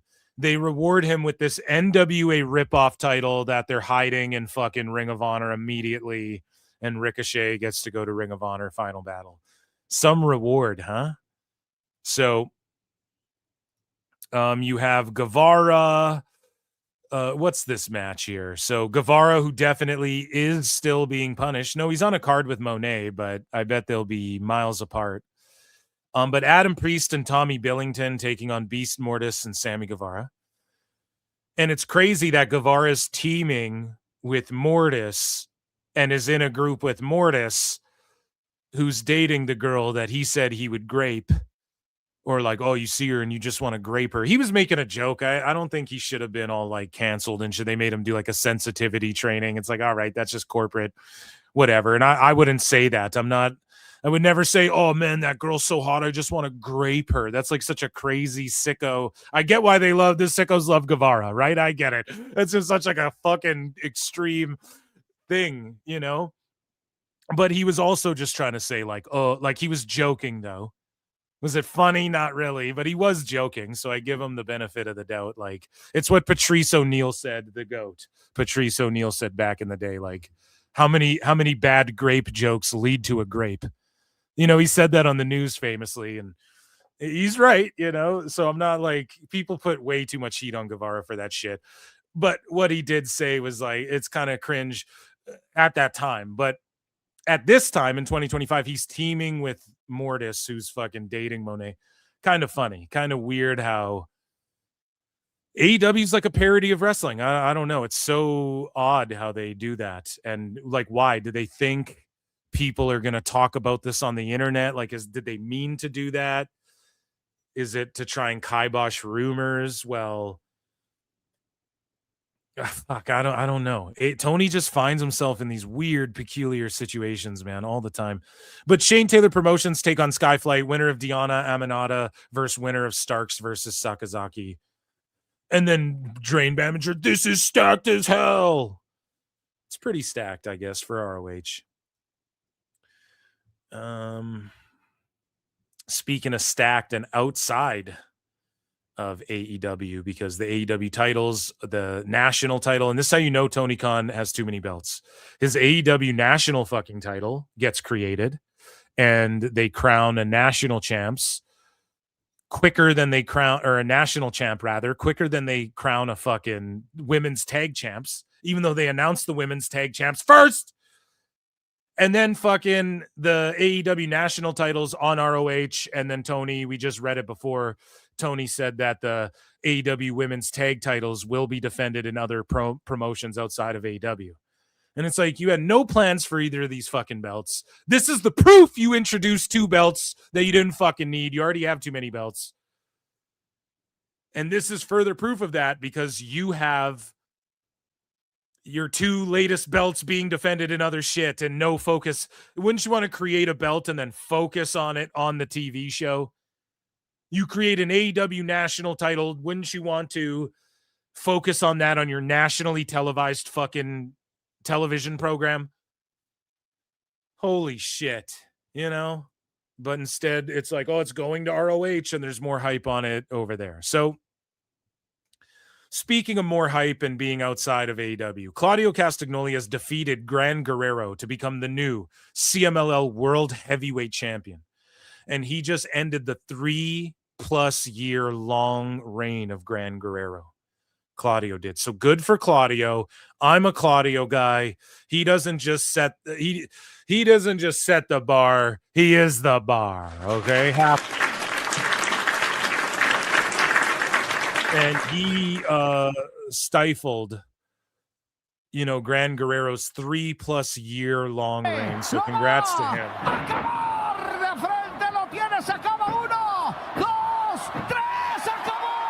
And again, man, you go to AEW so that you can wrestle other places and win their titles for a bunch of money, or so that you can just chill at home or go act and shit like MJF and Cope. They just take off whenever I'm going to go act for a bit. I'll be back whenever. Fuck you guys. Or you go there when you just want to get your little nagging injuries taken care of. Now, I'm not saying this is all South Park, by the way. None of these people are real. I'm not even real.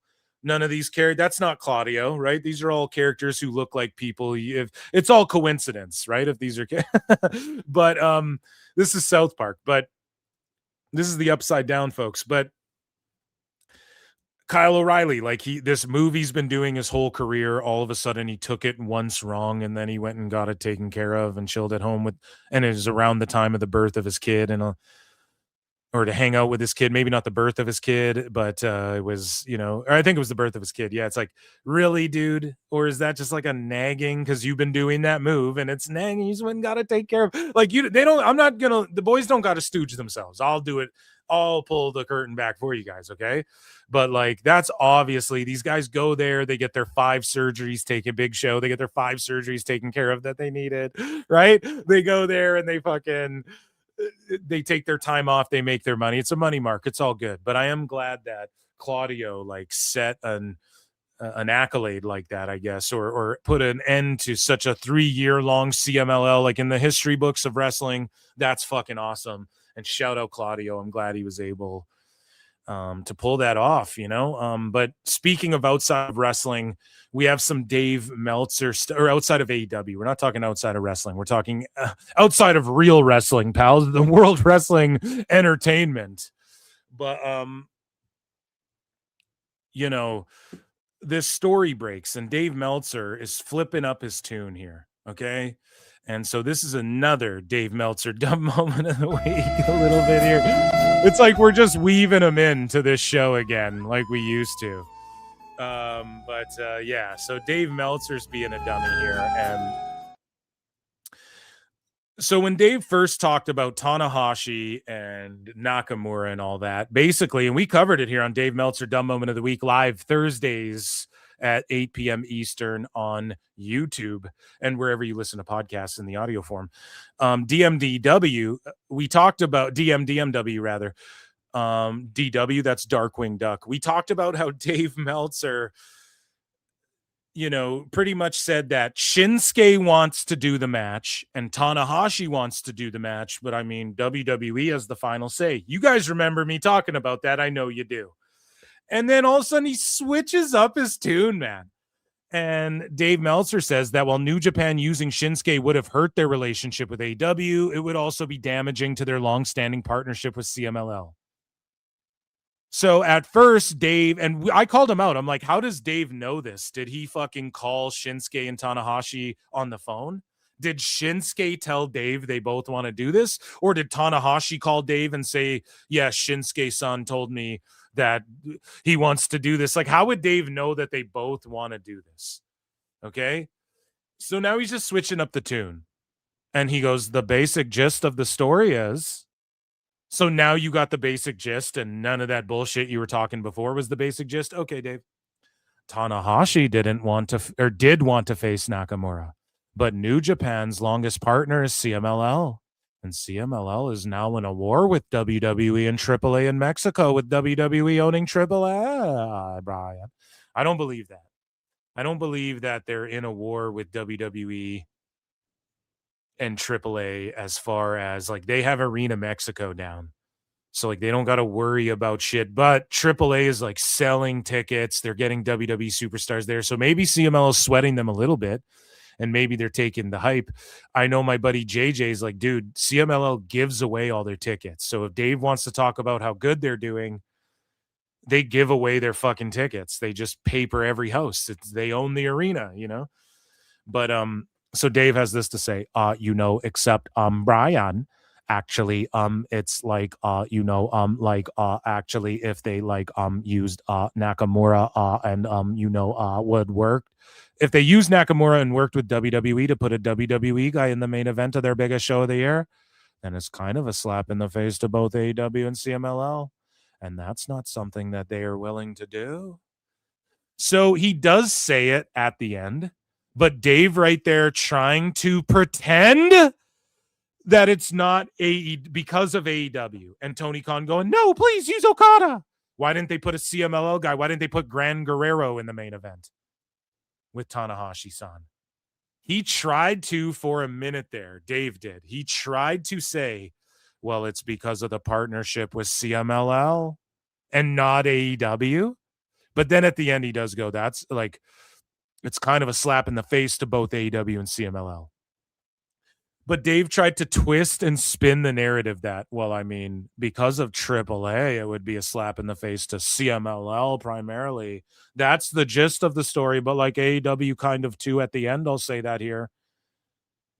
Just fucking protecting Tony and shit and flip-flopping around what he has to say because he's just a full of shit con man, false copyright striking fucking loser. Now, it's hard to make sense of all of this shit at times. And we talked about titles being defended elsewhere, but AEW's fucking up because their own titles are being defended when in tournaments, their own tournaments. So they unified the fucking titles, the Continental and the International titles. Okada becomes the unified champ, and then all of a sudden the Continental titles on the line in the Continental Classic, and it's being defended, and the winner gets just the Continental title, not the unified or international title, even though there's a unified title. They're two separate titles, and oh no, I've gone cross-eyed. So Trying Brian, the email that falsely copyright struck me was a figure 4 online, whatever the fuck. So fuck F4W2 for life. That's F4 for life, brah, in my book. But you know, I guess if Okada, they're saying here, if he doesn't make it out of the group stage, he also loses the unified belt, which encompasses the international belt. So now the Continental Classic's also for the international belt? Or is it just for the Continental and unified, but then Okada keeps the international? I don't know. Lex Luger, what's the answer? I don't fucking know. Scott Steiner, what do you got to say? Oh, come on. That's not very fair, Scott. But, like, I have no clue what the fuck is happening here or how Tony justifies any of this in his head, how he doesn't realize this is convoluted, how nobody backstage wakes him up to this shit. And it's because he's a money mark. They're all just happy collecting their goddamn checks. It's just that simple. It's just that fucking simple. So let's talk about And at Okada. least these guys will call it out, but like, I'm never giving Brian or Dave the benefit of the doubt. Even if they agreed with what I was saying, every single word of what I had to say about something, we agreed 100%. I would call myself retarded and log off for a few days. Okay. I swear to God, that's how little I value their opinions now. If I didn't already. And these belts he has. Oh God, here we go. Okada is still wearing the International Championship. Yes. This is one of the flags on it. Correct. He is no longer the Continental Champion. He had to. I already think that's not true. That's how bad this is. That's bad. If TNA did this, Brian and Dave would be like, oh, TNA, or I guess that's Tony Khan, but Tony Khan would be doing that too. He'd be texting that to Dave, but they'd be like, oh, you know, TNA. I mean, TNA is going to TNA. Am I right, Bri? Remember when Brian's saying that? TNA is always going to TNA. At what point does tone always tone? Hey. I mean, I could be wrong. I presume that he is still the Continental Champion until such time comes that he does not win the tournament. I guess it doesn't matter. If he does not make it out of the group stage, he also loses the Unified Championship. Yes, that is correct. That is one of the most ludicrous sentences I've ever heard uttered on a wrestling show. It is ridiculous. As of right now, he is the International Champion and the Continental Champion, and thus also if this the is NXT, Bri would be going, this is the worst show I've ever seen. If it was fucking TNA, he'd be like, TNA's gonna TNA, But instead, he's just like, well, yeah, it is pretty ridiculous, you know? A champion. The weird thing is he didn't come out with the unified belt. He only came out with one belt. So maybe he doesn't know what's going on either. That's possible. You know what? Great. It certainly is. Best Booker of the year. Fucking Booker of the year. Give it to him. Booker Best of the guys, Tony Khan. You can get on AEWshop.com, including you can pre-order the new unified title, even though there may not be a unified champion at all in a few weeks. Worst marketing ever. Worst marketing department. Worst merch department. They have QT Colt Cabana doing the commercials for the fucking. Hey man, you know everybody fucking hates on Colt Cabana now, right? Like, you know, fucking. I get that, like, you guys like him in that company, but like, you guys know that everybody thinks he's a dickhead now, right? Like, no one wants to see that guy. Where's the fucking stars from your TV show? Shilling the fucking belts and all this stuff. And how you can pre-order these titles when there's not going to be a unified champ. And again, man, it has to do with the poor marketing. Check out my Patreon, guys. Brilliant marketing over here. Added a fucking tier and a bunch of new perks. And go and check that out. Patreon.com/Pro Wrestle Times. You guys can support this channel by hitting like, subscribe, super chatting in, or gifting a membership. If you get a membership or a Patreon ship, I don't know. I do a bonus show every fucking week. Okay. And they rule. So, but speaking of poor marketing, they also dropped these toys. ShopAEW.com, bring the boom with the new AEW U2's vinyl figures featuring the Rizzler, AJ Bufumo. Now, here's something that no wrestling pod is likely going to fucking talk about, okay? Other than this one. The big boom guys are falling off just in general, too. They are not popular. No one watches their live stream. Their videos don't go viral. They do the Costco videos and they get some views. And then they do like, hey, we're ripping Pokemon cards, and they don't get views for that shit. And they're getting clowned on now. They always have, okay? But they're getting clowned on now by like other YouTube spheres where people are just sort of making fun of these guys, and how like this video came out. I can't find it, but basically this video came out of AJ Bufumo recently as well, how he makes these videos. And it's super fucking cringe. And like them sitting there and him telling him and the kid, like, no, quickly say the line like this and do it this way. And like you have other channels now, like sort of like A-log and like trashing these guys and making fun of them. Even like, who are these podcasts? We're roasting them and shit. And they're sort of entering lolcow territory, and it's like Hawk Tua type shit, which of course that was what was going to happen. Like, what did you think was going to happen?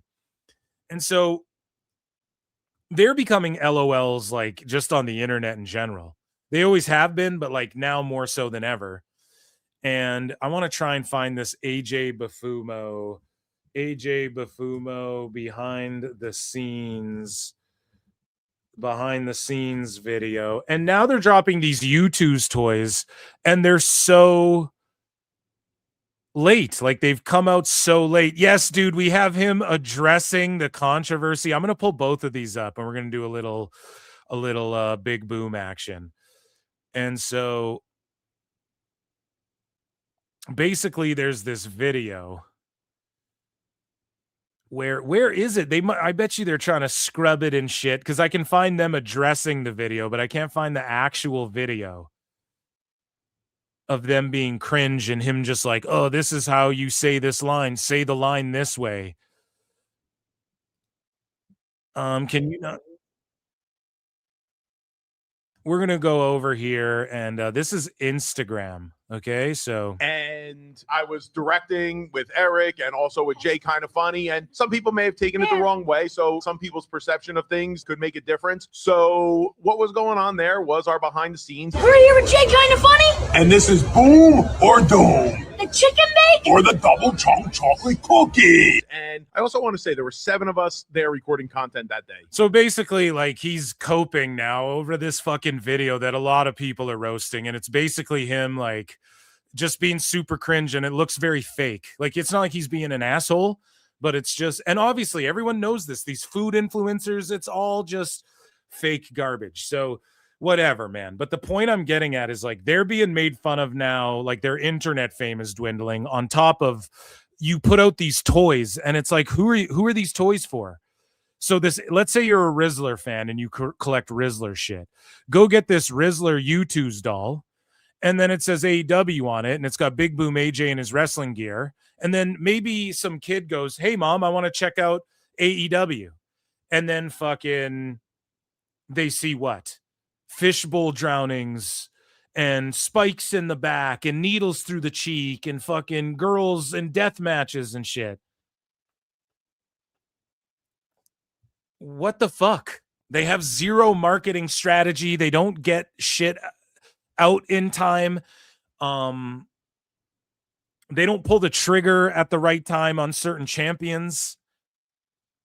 And they don't know how to make AEW feel cool. And if a kid goes and buys this doll and their parents are like, well, it's not WWE, let's check out this AEW, or they look it up online and they see some of the shit like the Death Riders are doing, why would this be, hey, we're going to market to kids? You know, a lot of people, you know, sometimes the formatting in WWE shows or some of the characters you see in like WWE shows in the first hour, you're like, oh, why is R-Truth being funny? Or why is like Asuka and Kyrie acting all blah, blah, blah. And it's like, that shit works well with kids, man. They got to market to kids. They like, we know that that's a part of their objective. With AEW, it's like, well, they look like they're trying to market to kids with shit like this, but then they're fucking doing insane shit. What would make any kids stick around and watch this show? So it's, I don't know, man. It's definitely just odd. Their marketing is odd. And it hasn't really made sense. And their lead marketing guy just left recently. Right? He's like, oh, I'm going on to do my own thing. And it's like, that's cool. But did you put together these shitty commercials and do all, you know? So this commercial came out. This is the latest AEW Where Wrestlers Work commercial. So let's watch this. God. Nick Jackson with a 450 splash on the Luchasaurus. Unbelievable. They need you in a meeting. Not now. I'm busy. And I made the joke. I quote tweeted this and I was like, a 40-year-old adult playing with toys instead of doing his job. What a perfect analogy for AEW. Cook team. Still the champ. And like, okay, if you made an ad, again, like the Young Bucks aren't mainstream, and I don't know if this is like a viral campaign. If you did this ad with like Edge or someone like the fans and people at WWE were going, we want Edge, we want Edge. Maybe with like a recognizable guy, okay, this commercial might be funny. But like with the Bucks, what about this guy? If you were to see this commercial come up on your TV, like what about this guy would make you go, oh yeah, like I want to see this guy fight? It's funny that he's playing with toys.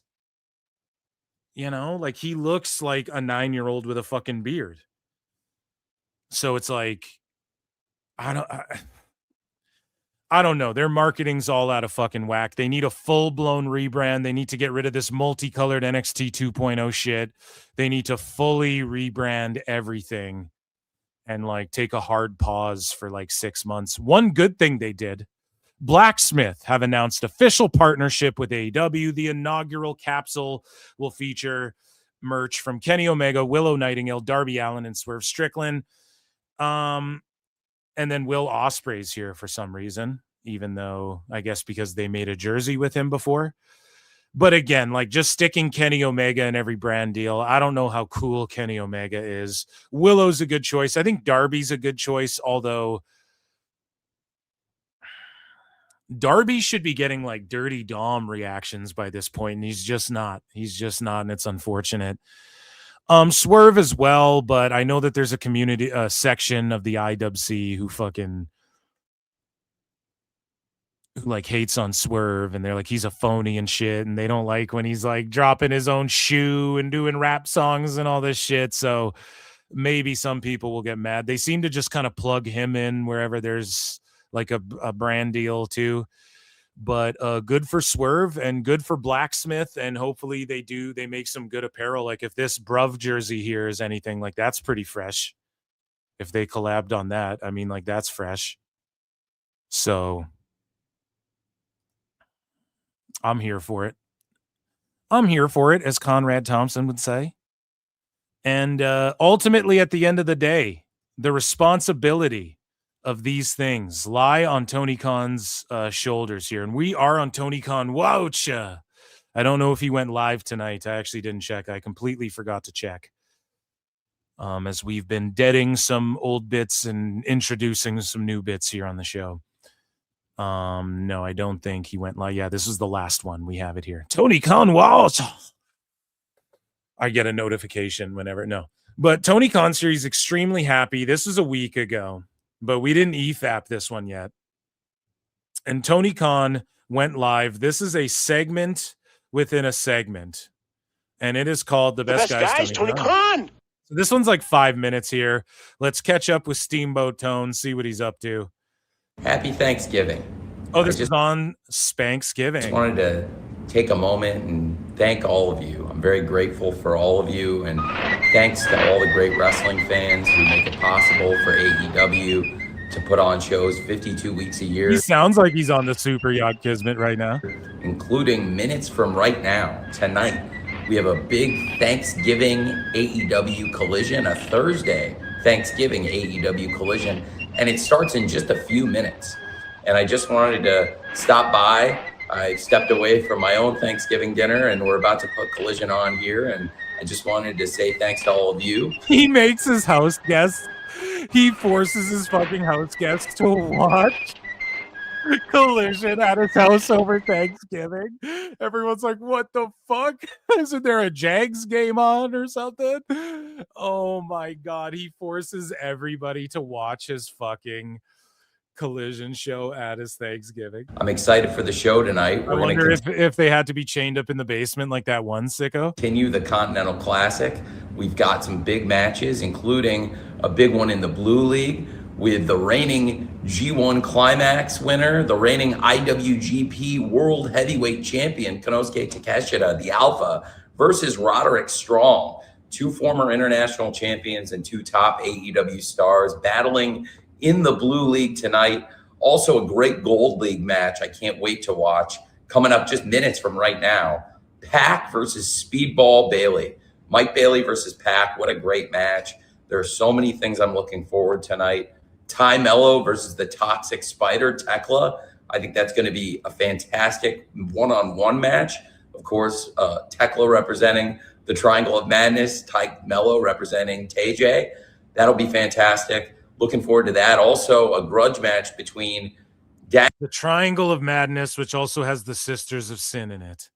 Like, just pick one name and make them stick. But what about when they're in a tag team together? Who gives a fuck? Daddy Magic and his former protege, Danny Garcia of the Death Riders.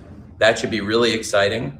And I'm really stoked and pumped up about Eddie Kingston versus Katsuyori Shibata tonight on AEW Collision. That's going to be a great one. Two of the top wrestlers wrestling tonight on a Thanksgiving on TNT and HBO Max.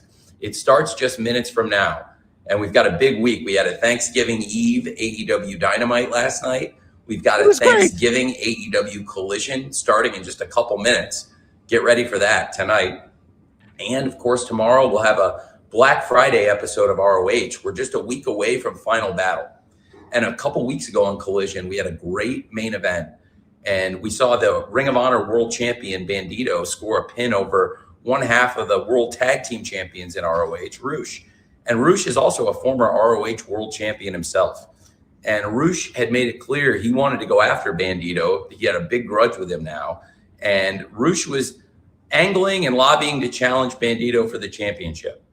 And after some medical exams, so Roosh you have the ROH title being defended on fucking AEW, and you have the AEW national title being defended on ROH. What is happening? Knee injury. Roosh is not going to be able to challenge Bandito for the championship. I am going to instead ask Roosh to take some time to heal up. As a result, first of all, Roosh and Sammy Guevara will not be able to defend the tag team championship. So on ROH tomorrow, I'll address that. But also, Roosh will not be able to challenge Bandito for the championship at Final Battle, as we originally had expected. So what we're going to have is one of the most exciting matches in ROH, Survival of the Fittest. I can't wait for a Survival of the Fittest on ROH next Friday, with Bandito defending the ROH World Championship against Commander Hechicero. Hechicero, the best guy. Yeah, you know, like those whatever they're called in ROH, Final Destination match or whatever. it's like a gauntlet match essentially. It's basically just the casino gauntlet, but I think the rules are I think it's elimination though. Like you have to pin to eliminate. Maybe I'm wrong on that, but either way, the last one he booked, people loved it. I enjoyed it too. I actually thought it was booked really well until the end. He convoluted the finish up, but they had the crowd like monster popping for. And it's like hard to admit Evil Uno's still in fucking AEW. Dark Order is still in AEW. What's going on here? 2 members of LFI both trying to vie for not only to take that spot that Roosh was lined up to take. Tekla rules. We are watching Dynamite if you're watching this in a clip form. Time cop, but yeah, Tekla fucking rules. Her promos rock. Her group rules. I love everything about Tekla. As a challenger for Bandito, but also that'll be angling to keep the tag team championships in LFI, and that is Sammy Guevara and Beast Mortos. And when you've got great challengers for Bandito like Commander, Hechicero, Sammy Guevara, and Beast Mortos, there's also a man who's undefeated in singles matches in ROH this year and deserves a championship match on the big stage, and that's the Vanilla Baby Blake Christian. So we're going to have a great survival of the fittest. The Vanilla Baby Blake Christian. We will have to address the tag team championships in ROH, but it's going to be a great final battle. I cannot wait for Athena versus Persephone.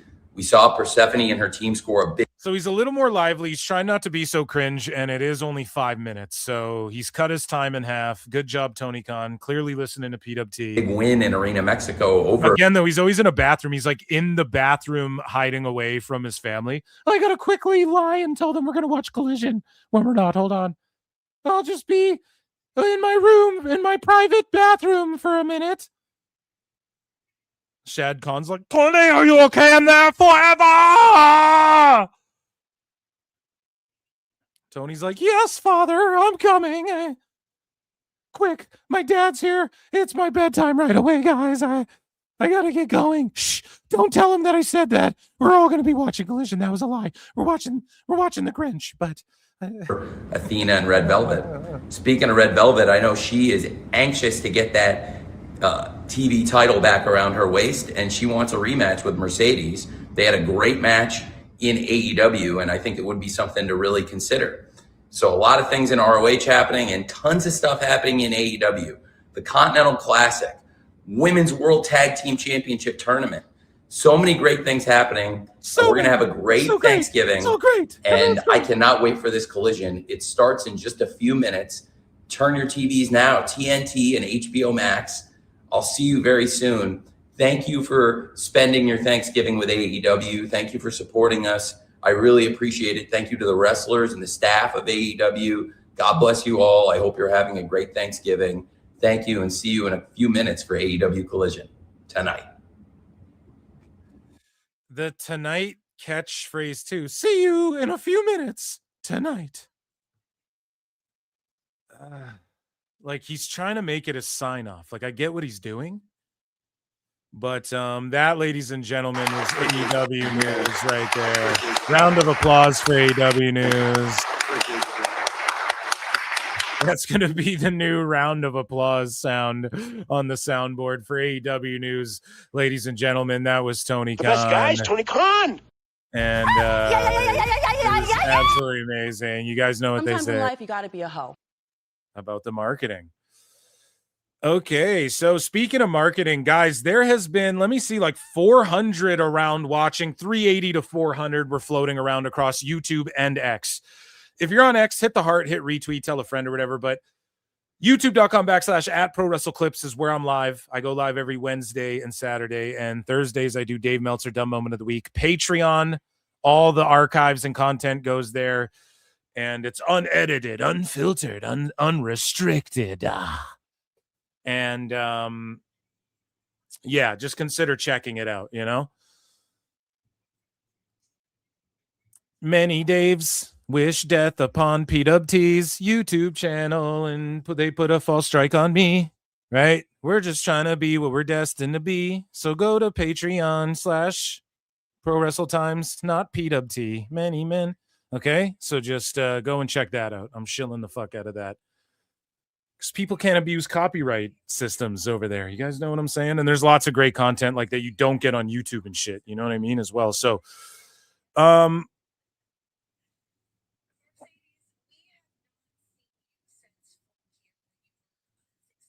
yeah. So who is this? Swerve Elite Land. Is this someone who has me blocked? Yeah, they do. And they're just talking shit to AJ Styles. So we'll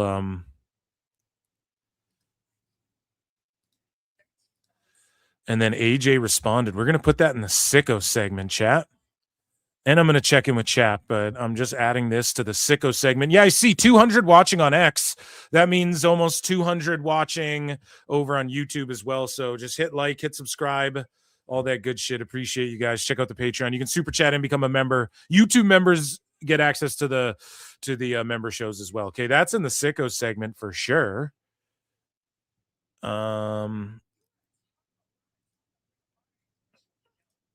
Mercedes Monet.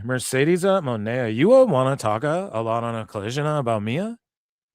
Where are you hiding still crying about this title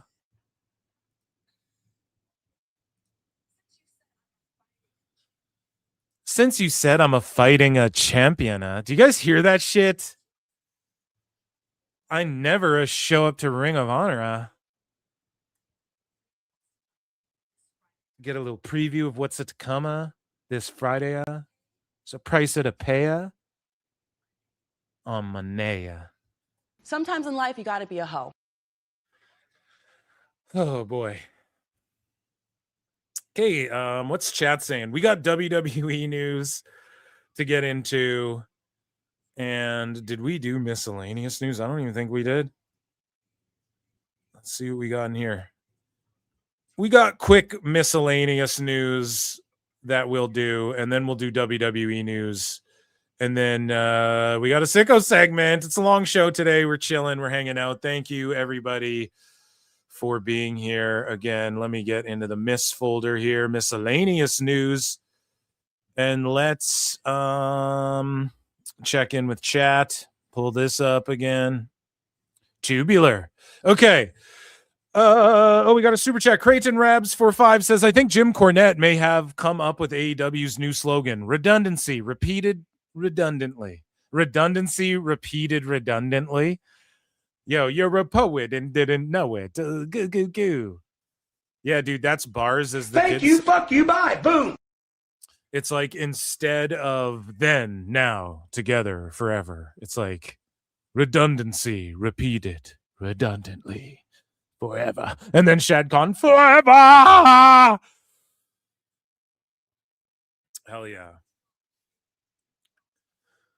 Oh, good Lord. Mercedes Monet cutting a promo.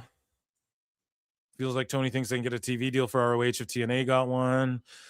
Well, that's what they thought Jericho was going to get them and shit. We need to do a great drinking game. Yeah, maybe I could line up some promos and then we could do that, like have a drinking game, but it's like a separate thing. Like we don't even do it on this show, or we do it on like Sicko Saturday or something. You know what I'm saying? Okay, guys, let's get in. We got a Sickos, man. We got a lot to get to. So we're not even in the Sicko segment, but ladies and gentlemen, this is miscellaneous news. Let's get Wade Barrett in here. Ladies and gentlemen, I'm afraid I've got some bad news. Come on, Cole. It's miscellaneous news. So Katie Taylor is set to face Ronda Rousey. Not set, but Rousey's been training. She's been in the gym. You know who else has too? Gina Carano.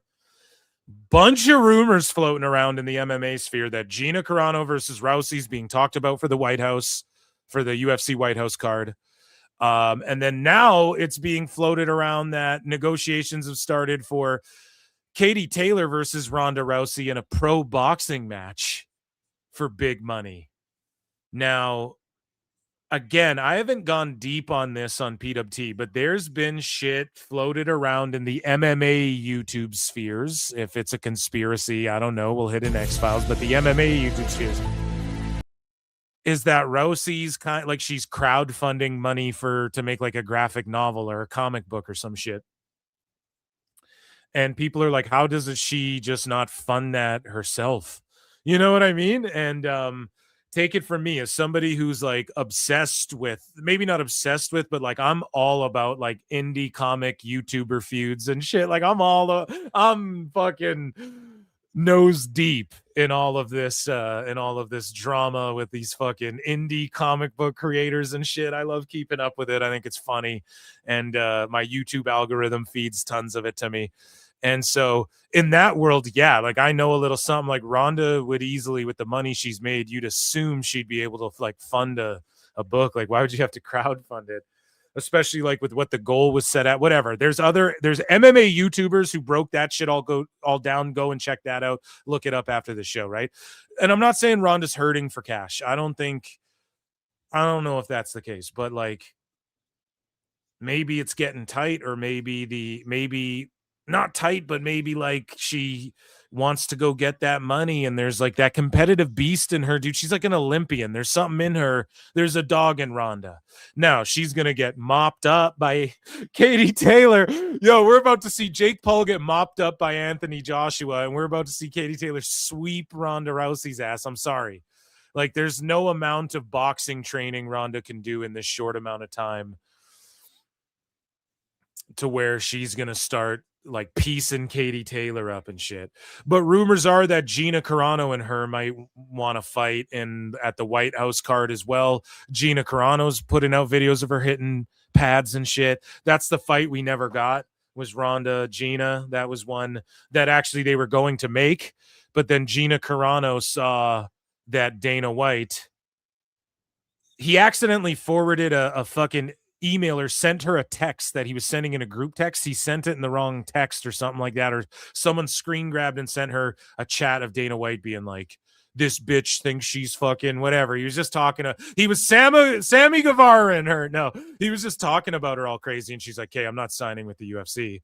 And then Gina Carano, of course, went on, became an actress, was being praised for her work in like X-Men and shit, some of these movies, whatever, comic book, action, Star Wars, shit like that, right? And then like Disney canceled her because she said some shit. She was like, people are being persecuted today, like Jews were in Nazi Germany or something along those lines. I don't even remember. It's years ago now. And then she's sort of been vindicated, and Disney's sort of like, everybody, the media landscape, I guess, is going more conservative. That's what Niccolo Piccolo broke down again. I bring all of this to tell you that we might get Ronda back. She's trash pro wrestling. People in MMA like Jimmy Smith, who used to be a WWE commentator, I always tie it to pro wrestling, folks. He went on his pod and was like, yeah, people fucking don't like Ronda. Like the camera girls, the camera ladies have like stories about her. Or like the interviewers have told stories about her, and he tells a story. He's done commentary for Bellator, WWE, UFC, all that shit. So we're not going to get her in pro wrestling, but she's going to go do like, not influencer boxing, but like Saudi Arabia boxing / maybe this gets tagged on with an influencer fight. Like the Jake Paul fights have featured Katie Taylor and like Amanda Serrano and whatnot. So like we're getting legit fights on freak show cards now and shit. So who knows if this is even going to happen, but Ronda making a comeback to combat sports, her versus Gina in an MMA fight, I would love to see. I actually think Ronda would have the edge on Gina. Gina was there first. She started, I think, earlier. I think she might be a little older. She's not Olympic level. She retired earlier, while Ronda was like in her peak. Gina had already like retired. So I think Ronda would beat her in MMA, but in this boxing match, Taylor cleans Rousey's clock for sure, like without question. Speaking of having your clock cleaned, Vince McMahon. Yeah. Vince McMahon, okay, gets talked about by CJ Perry, Lana, who reflects on the time Vince McMahon and John Laurinaitis rehearsed a kissing scene. Get over here and kiss me, pal. It's not gay if it's make-believe. Yeah. Hey, Johnny Ace. I'll send your ass back to Japan if you don't kiss me right now. Kiss my ass right now. And so Lana says it was a little awkward when I had to practice that kiss with Dolph Ziggler, and my, at the time, boyfriend was in the room. The whole thing was so funny because Johnny Ace and Vince showed us what we need to do, and they get up real close, like super close, showing us how it needs to be done. Oh, God, he's gay. He's exposed. Bret Hart told the truth. Vince has multiple gay lovers, allegedly. Like, right, dude? Vince with HBK, now Laurinaitis, all this sussy shit coming out about him. Listen, coming out of him. Yeah. That's the slushy stuff that comes out of me, pal. Sometimes in life, you got to be a hoe. I'm just joking. This is all jokes, and yeah, I'm sure it's not. Sure, there's nothing to it, and hey, no shame in it. No shame in it. Maybe that's why he was allegedly, doing what he was doing to young ladies. Maybe he just like resents women and really secretly loves dudes, and he just can't come out to the world. Vince, come out to the world, bro. Time is precious. Do the right thing. We still will all love you, bro. Don't actually, maybe we don't all love you anymore, but maybe it'll explain some of this fucking heinous activity. How about that? We won't judge that aspect of your character. How about that, bro? How about that? Okay, moving along here. Zesty.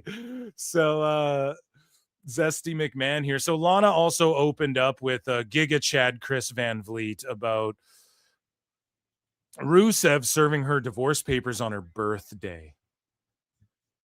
Okay. And how she felt about that. And then they got back together. So they were like on again, off again. And it was kind of confusing because people thought she was dating Damian Priest. And people also, there was rumors, whatever. I don't know, whatever. So how are things with you and Miro now? Rumors she was like, with someone else kind of in wrestling, but whatever. She's with Miro. It's like it's someone's wife. I don't want to fucking.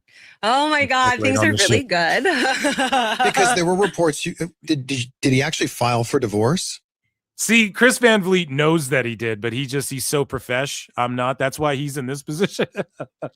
That's why he gets the banging interviews. Shout out Giga Chad Van Vliet. He did file for divorce. Yeah. And you guys were separated for a while before that. Yes. We were very much like on, off for about a year before that. And got separated and almost divorced several times before that. And then, the story on my podcast is true. According to me, he served divorce papers, wanted them to get to me on my birthday for whatever reasons. On your birthday? I know. It sounds so insane. I don't know if You know why they rectified it? Because he did some real hurtful shit because she really hurt him. I guarantee it. And so now they're on like level ground. If they can get past that, some of the strongest relationships can come out of shit like that. And that's why she's cool with it. You know what I'm saying? Because that is a fucked up thing to do, but she's not like, well, I also like, why would someone do that? Does Rusev just seem like this this ruthless, I'll hurt your feelings type of guy? It just seems like she could have did something too. And I'm just glad that they worked it out. They're a way better couple. Like, honestly, I'm not gonna lie. I want to see Lana on screen with Rusev again. She can just cut promos for him, and like she can do a fake accent or not, I don't care, but just valeting him and just laying in the cut Miss Elizabeth style. Like, that's all we need her to do. I would love to just have her there managing him. They work so well together, and Rusev's been awesome since his return, doing a lot of jobs, which is good, but I think it would elevate him as well in his presence, and it's not rehashing old shit, because he's sort of still like his AEW, I'm the Redeemer. He's still sort of more in that lane. And then now he kind of wears like the tidy trunks like he used to as Rusev, Alexander Rusev. But Lana just adds to it. It's just the appeal of them together, run those likes up, chat. 11 people hit like, or I'm banning you. No, I don't know what I did to my brain. Like the whole time I thought he was like doing a storyline or something. And I know that sounds so weird. Like now looking back, I'm like, I think I did that to protect myself, like, oh, he doesn't mean this. He doesn't mean this. Like he just wants to be separated. That was really hard for me, but it was one of the greatest moments of my life because that was when I really cut myself off from the world. It was right after I got released from AEW. So it was like divorce papers. She got released from AEW. There's AEW release all in like a week. And that was hard. That was really hard because I felt like, and Miro even talked about that. Even if we got divorced, we want to work together still. Yeah, you guys remember like her finger got weirdly infected as well around that time. You guys remember that shit? That was scary. And so he had gone to Bulgaria. I was waiting for him to come back. And I was like, okay, I love Miro. He's my family. Like, even if we maybe at different moments didn't see eye to eye, we weren't on the same page. We wanted different things there for a moment. We still had incredible love for each other because, I don't know, we were family. We're best friends. We wanted to work together regardless. So Miro was really unhappy too when I got released because he was also looking at AEW as like, take care of my wife, ex-wife. So it got really complicated, but everything happens for a reason. And so she also said that Rusev wanted to wrestle every day in AEW. And she also said that she has to buy her own Survivor Series tickets, which we might talk about in a bit, but she's signed to like a Legends. She just calls it Legends, just like she said, released from AEW. Like, I think they just didn't renew her contract or whatever. And so again, it's just layman's terms. She's just talking, right? There are people like you and me. She doesn't sit there and get triggered like the IWC. Oh, it's actually not released and all this shit. Like, she doesn't fucking care. Here's the thing, right? She is on like a Legends nostalgia, whatever IP deal, and they're just doing a bunch of those. They fucking rule. And again, put her in as a manager in the video game. She could come back and just be a manager, but like, I don't think they want to use her on TV. There's also like, now again, people thought she was like dating Damian Priest. We'll talk about this because this was like on Pickering. You have Rusev there. I'm throwing out a theory. Do you guys think maybe you can let me know in the comments or in chat below or to the side, to the right, depending how you're hanging, where you're watching here. Do you think maybe there's some sort of like, because why won't they bring her on TV as well, but they'll sign her up to a Legends deal, but they're like, we're just going to sign you up because Rusev's here and we'll use your IP and shit, but we'll call you Lana, and if we need you, we'll call you. You can do whatever, and but you got to buy your own tickets to shit. Like, we don't really care what you do. Why would they sign her up like that? Sort of to appease Rusev. Also, why is Priest wrestling on Main Event, which we're going to talk about in WWE news? And JJ's talking about, well, Lola Vice got punished. Like, ask anyone. Being sent to Mexico. Doesn't matter how hot Mexico is. Getting sent down to Mexico is a fucking punishment from where her trajectory seemed like she was going to be a Raw or SmackDown superstar type thing. And she's over there and shit. It's beneficial for both parties, but Lola Vice kind of got heat. And then Priest went from being world champion to he's wrestling in Main Event and he's there to just get other guys over, it seems like. This whole, like, since he lost the world title. And I don't know, maybe do they view him like, is there something that we don't know? Is he on the back of his career? We'll speculate on that a little more later, but is there heat with the whole Lana thing too? As far as like, well, there was the rumor that Damian Priest was dating Lana, because to what my guy JJ was saying, JJ Alexander, he was saying, like, I think it was on this show or on his show, like, Priest there was rumors he was dating Caden Carter or whatever. And then he was dating Lana. And then when Lola went public with their shit, that got heat on them. And I was like, what? I don't really know why would that get heat on them and shit? And he was talking about, well, there's like a relationship dynamic and there's this whole thing. And I talked about this on the show too, with Cross and Scarlett. It's like, they're already going out of their way to put people on shows with their wives and shit in WWE. Like if you're on SmackDown, Black and Zelina Vega are on SmackDown. She went back to SmackDown because Black was going back to SmackDown. You know what I mean? They are going out of their way to like help couples out in that way. And that's fucked up for the company to do that on top of it. Like, that's an incentive. That should be almost like incentivized in contract, like written in paper. We'll also let you work with your wife. Like, what other job do you get to just work with your best fucking friend all day? You know? So, yeah, the point I'm getting at is maybe they also just don't want her on TV because it could be a bit of a mess there relationship wise, or if and Rusev's a consummate profesh, you know, or maybe there's some heat on Priest because he's on main event, and maybe this goes back to that. I don't know. You guys know I connect the dots, I puzzle piece shit together, and I think I'm on the forefront of a theory here, and maybe something else comes to light, but I don't know, man.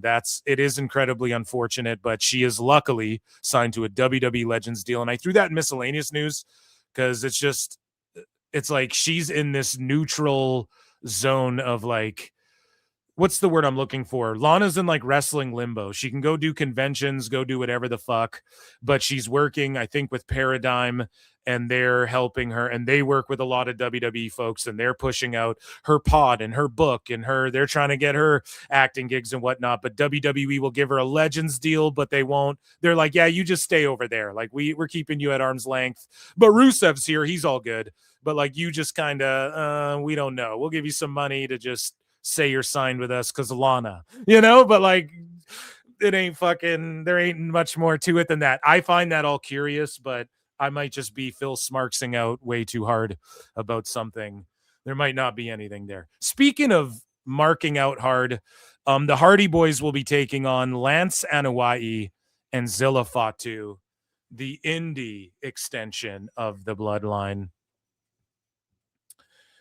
Because Lance Anoa'i recently was released from WWE NXT, and we never really got to see him on TV, unfortunately. 2 more likes, guys, to 100.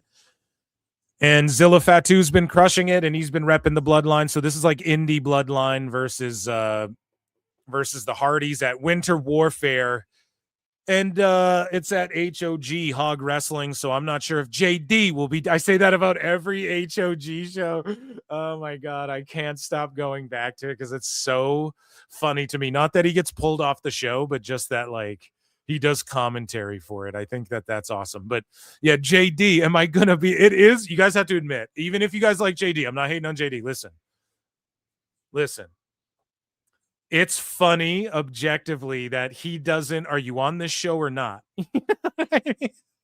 Is Monet, if AEW's got a presence, are you not allowed on them just in general? Is that in writing, bro? Why do you tolerate that shit? It's pretty funny. But it's TNA and some Bloodline action, so maybe no AEW presence. Hopefully JD can do some commentary on Winter Warfare. Go. Speaking of warfare, Kenzie Page won't forget the NWA Power on Roku debut of Greta Wrestling. Okay, and NWA is making a play as well. Now, they are going very old school. They got this like Colonel Sanders, Kentucky Fried Chicken outfit. Like, the logo for Kentucky Fried Chicken? He's got like the tassels. It's like a guy looking like Colonel Sanders. You guys know what I'm saying? And he's like, who am I thinking of? Tennessee Lee. Kind of like a character like that. Boss Hogg from fucking Dukes, right? Dukes of Hazzard. He's one of these types, and he's like, I run NWA over down over now, And I mean, they're trying. They're doing their thing. Or what did I say? NWA or AEW? I can't remember what I just said. Either way, NWA. They're trying. They're doing their thing. They're on Roku. I wish them all the best. I hope they're in the conversation with TNA, NWA, NXT, AEW. I hope that they're all in the conversation together. Right now, I'd say NWA and MLW are kind of more on the same wavelength, with MLW ahead of them. In between, I would say it goes WWE, AEW, or WWE, NXT.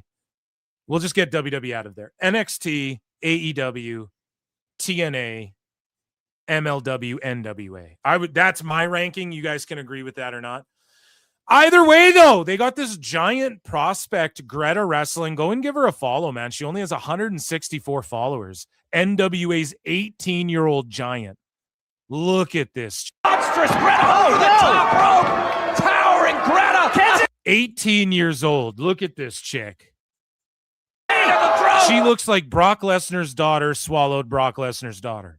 She's got her by the goozle. Kenzie, remember the neighborhood. With all due respect. Okay? I like the fucking giant-sized women in pro wrestling. I like the Rhea Ripleys and the Jade Cargills and the Lash Legends and the Nia Jax. I'm all about it. Let's go, girl, man. I like it. Ken Small! What a choke slam! Monstrous Greta. Yo. Like, she's a monster. 18. When do women stop growing? I know for dudes, like, she's not even at peak height yet. Throat! She's got her by the goozle. Kenzie, remember the Got her by the goozle. neighborhood.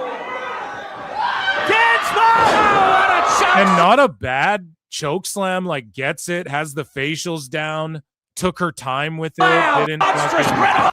and like I don't know if she needs to update her bio if she's still 18 or what, but like goddamn, she is ginormous. Like that rules. Who's that girl who was on LFG, that big jacked? That Humphreys, I think was her last name. She fucking ruled too. Where's she? She needs to be like on the main roster. We need to, we need to turn some people into fucking stars here with unique looks like that. I mean, could Greta Wrestling, is she green? Yeah, of course. Am I saying make her world champ? Maybe. Sometimes Big Show, sometimes someone like the Big Show's got to show up and win the world title against Hulk Hogan. By the goozle. Kenzie, remember the neighborhood. Ken Small! What a choke slam! Monstrous. It's like from Deuce, Big Old Broad. No, what is it? Deuce Bigelow, male gigolo. That's a huge bitch. That's what it is, man. That's a big bad bitch right there, dude. I would not want to fucking meet her in a dark alley. So I don't know. We're keeping our eyes on Greta Wrestling. Go and follow PWT Universe. Show her support. Show her love. I'm all about it, man. Hopefully she develops well and take your time. I think NWA, Roku, take your time, develop there. 18 years old. Don't even think about NXT or any type of shit like that right now. Give that shit 5 to 10 fucking years. Maybe not 10, right? Well, maybe 10 when you're 28, get into NXT, 27, 26, around then start thinking about if you can make money off this size. And she's already like working well. Like she's more convincing than Satnam Singh. No offense, but it's true. Speaking of no offense, we have Adam Ray posted this. Adam Ray comedy. Now, guys, I know that here at PWT, I laugh at like sometimes the Austin comedy scene is whatever. And earlier we talked about like Jeff Dye, and some of this stuff has overlap into pro wrestling. Obviously, you see here Chris Jericho. He's done improv, he's done comedy and shit, and overlapping. He likely knows Adam Ray. Adam Ray, though, is fucking hilarious. I don't care what anyone says, dude. I don't care. Like I watch all these videos from like Elephant Graveyard and American Redact and Too Lazy to Try and stuff, right? And they shit on a lot of these comedians and stuff. And they shit on Kill Tony. I think Kill Tony is a hilarious fucking show when you just think about what it is. Like, if you watch it, you know that it's not like people who go up there and pander. One of the main criticisms I notice in all these videos is they criticize Kill Tony for people just go up there and pander and say retard and then they get a pop. No, that's not true, bro. Like when people go up there and pander, it gets so cringe. Like people don't like political pandering anywhere. I truly believe that. Now, do those fuckers politically pander on their podcasts and shit? Yes. Comedians, I don't care what your takes are on fucking politics and shit. I think that's cringe to have all these politicians and shit. You see like all these guys, Nelk boys, you see they're talking all these fucking like world leaders and stuff. No one wants any of that. Chug a bottle of vodka and pass out like a dumbass. That's what we want to see you do. Like it's cringy, but Adam Ray's like legitimately funny. He was on Mad TV when they tried to revive it. He does like characters. He does characters so well. He does a hilarious Joe Biden. And like he'll do the full-blown makeup. He does Dr. Phil, which he did for like years, and he's retiring that show. The Dr. Phil Adam Ray show. And he does Bruce Robbins here. which is, I think, like a motivational speaker guy, one of his characters. He's like a character guy. You know what I mean? I'm sure it was Adam Ray on SNL. I don't know if he ever made it to SNL, but I'm sure he's auditioned and whatnot. And he's sort of in that Austin, like he was just on the Joe Rogan podcast recently, but he's just genuinely a funny guy. He's so good at impersonating people. He does a hilarious Jack Sparrow as well, which is like kind of a played out impression, but his is so on point.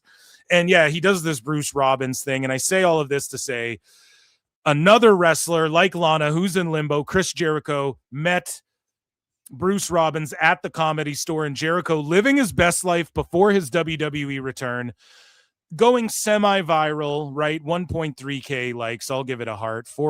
Almost 50K impressions. And you know what I mean? He does comedy on his boat and all that stuff. And so he's in that scene and whatnot. And he's just doing random side quests and popping up on carpets and events and doing whatever the fuck since his absence from AEW, and it's all leading up to a Royal Rumble return to WWE. I'm positive of it.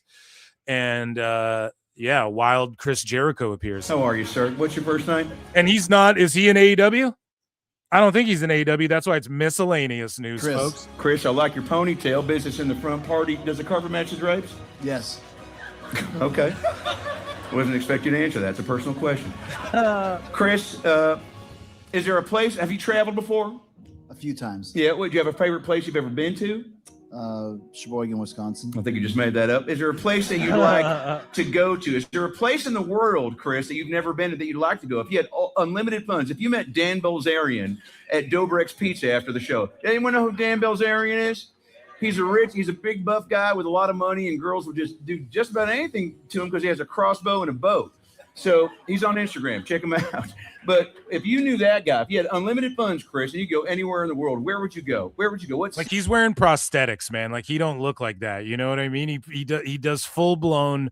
His Joe Biden is unreal, dude. Him and Shane Gillis, like Shane did his Trump and then he did his Biden, and they were just like, oh my God, it was unbelievable. They did that on a Kill Tony. So that was funny. Triple H did good on Kill Tony too, to keep it wrestling related. He actually had a really good appearance. He was able to like riff with guys and whatnot. City, what country, what place? Just don't even think, just say it. Don't think, just say it, Chris.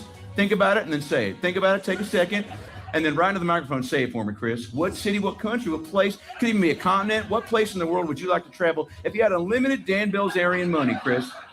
Fiji. Fiji. Okay, good answer. Got a couple woos for Fiji. Some Fijians out here. Chris, is there any way? Is there any fucking way that I was going to know you were going to say Fiji? No fucking way.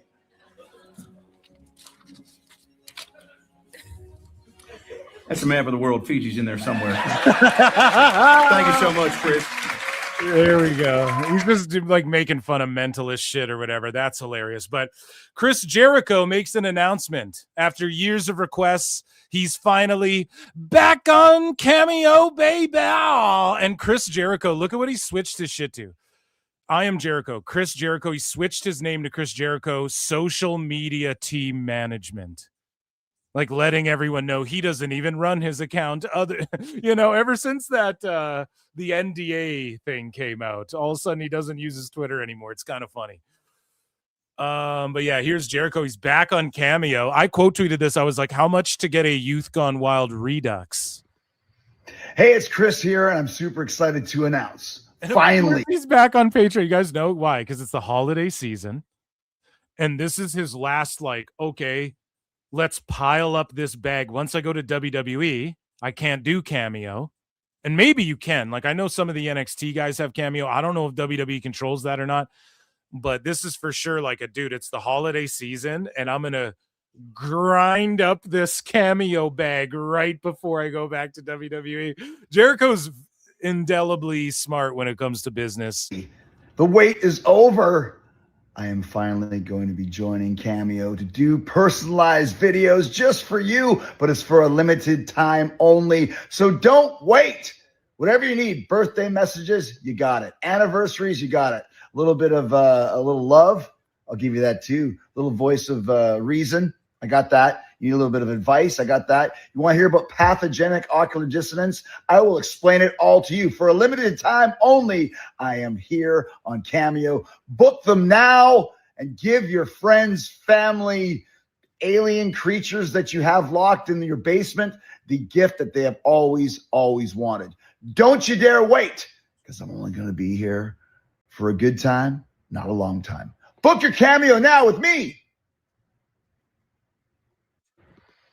Hell yeah. Get him, chat. Go and get him to trash Phil Marks and PWT. And that, ladies and gentlemen, that was, where are we? That, ladies and gentlemen, was miscellaneous news. Miscellaneous news. Miscellaneous Ladies news. and gentlemen, Oh, we love I'm afraid miscellaneous I've got news. some bad news. Okay, we do have WWE news to get to. Yeah, it's just a bloodbath match in AEW. Crowd's dead. They sound very dead. I've been just vastly uninterested in this show the entire time. Okay, let's head over here, ladies and gentlemen. We do have some Federation news. As you guys can see there, here's the collections on Patreon as well. So I'm adding, PWT podcast, these are the archives. Interviews, these are the archives of interviews. Like, I only have one in there right now, but I'm going through, I'm isolating them all. And with the pod, I got like 60 episodes of the 101 I've done, or 102 or whatever, of just the pod. So the archives are there with like a download and everything, so you guys can have them forever and ever. But also PWT live show, uncensored and uncut, is here on Patreon. That's even the jobber tier gets these. Okay. And then member show. So live show, member shows on there. Obviously the live show, anything that Anthem or WWE tries to snipe off this show or whatever the fuck, AEW, Don Stevens or whatever, it's on the Patreon version. That's never the case. And then here's me watching Botchamania. Phil Marks and friends react to Botchamania, going through them all. Tough Enough, the whole first season's on there. Early access, so there's a bunch of videos in there that, I mean, that's just where early access shit goes before it goes up on like, YouTube or Twitter or whatever. Like sometimes when I make a music video, it'll always go on Patreon first, and then exclusive content as well that's on there, which is, has just whatever videos don't like. Some of them don't have categories other than they're exclusive. Like when I watch Tony Khan on the NFL Films, the draft day thing, like I watched that whole thing. I can't put that on YouTube because even with the millions of pauses, it's like they'll have a field day with that one. So it's just on there. Things like that. Other edits, me watching indie deathmatch wrestling's on there. And there's always guests on there. And what else? There's like fucking me watching Inoki versus Ali is really awesome on there as well. That's an old school one. I don't know. Lots of good shit on Patreon. Patreon.com/Pro Wrestle Times. Consider checking it out. Still in it hard, because Meltzer's putting strikes out on us, right?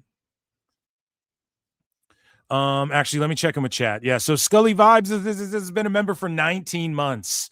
Or you guys can become YouTube members, 99 cents, and I do a weekly bonus show for patrons and members, right? So consider doing that. Came in hot, hitting to like, what's the fucking vibes? Big hundo. Yeah. Oh, did you hit the 100th like? Thank you, dude. I really Sometimes in life, appreciate you gotta that. be a hoe. Hell yeah, man. Acknowledge you for your long ass membership. Acknowledge me. George Capture for 5 says 100 likes. Yeah, confirming it. Give the people some Jericho. Yeah, dude, you read my mind. I was gonna hit it after the cameo vibes. You heard the man. He dropped a $5. He wants some Jericho. Ladies and gentlemen, joining me on the show from Cameo, Chris Jericho. I look and see it's not just me. So many others have stood where I stand. We are the young, so raise your hand.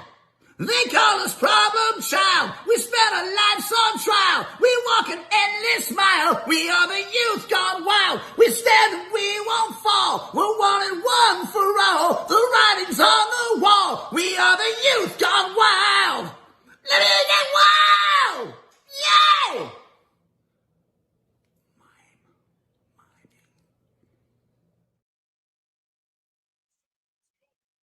Okay, so fuck, man, we've had an amazing turnout tonight, man. It has been spectacular. Thank you all. Round of applause to the entire PETA. Even if you're hate watching, I love you. Big kisses. Happy holidays. And ladies and gentlemen, it is time for WWE news.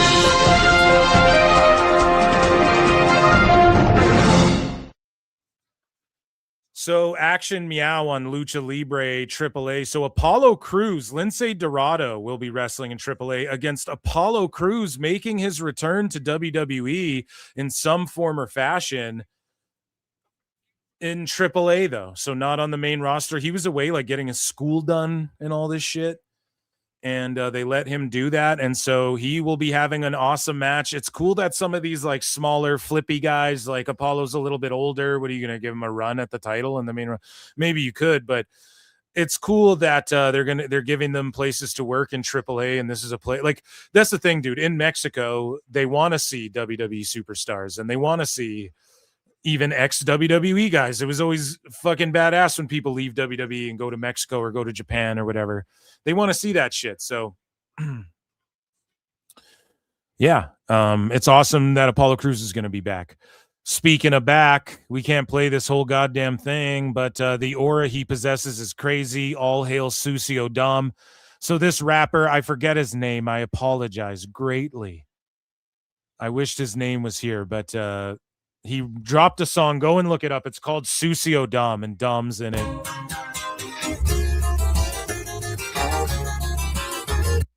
So this just rules right here. Like, Dom's just super over. Okay, that's all that needs to be said. He's in this cool ass music video. Speaking of being super over,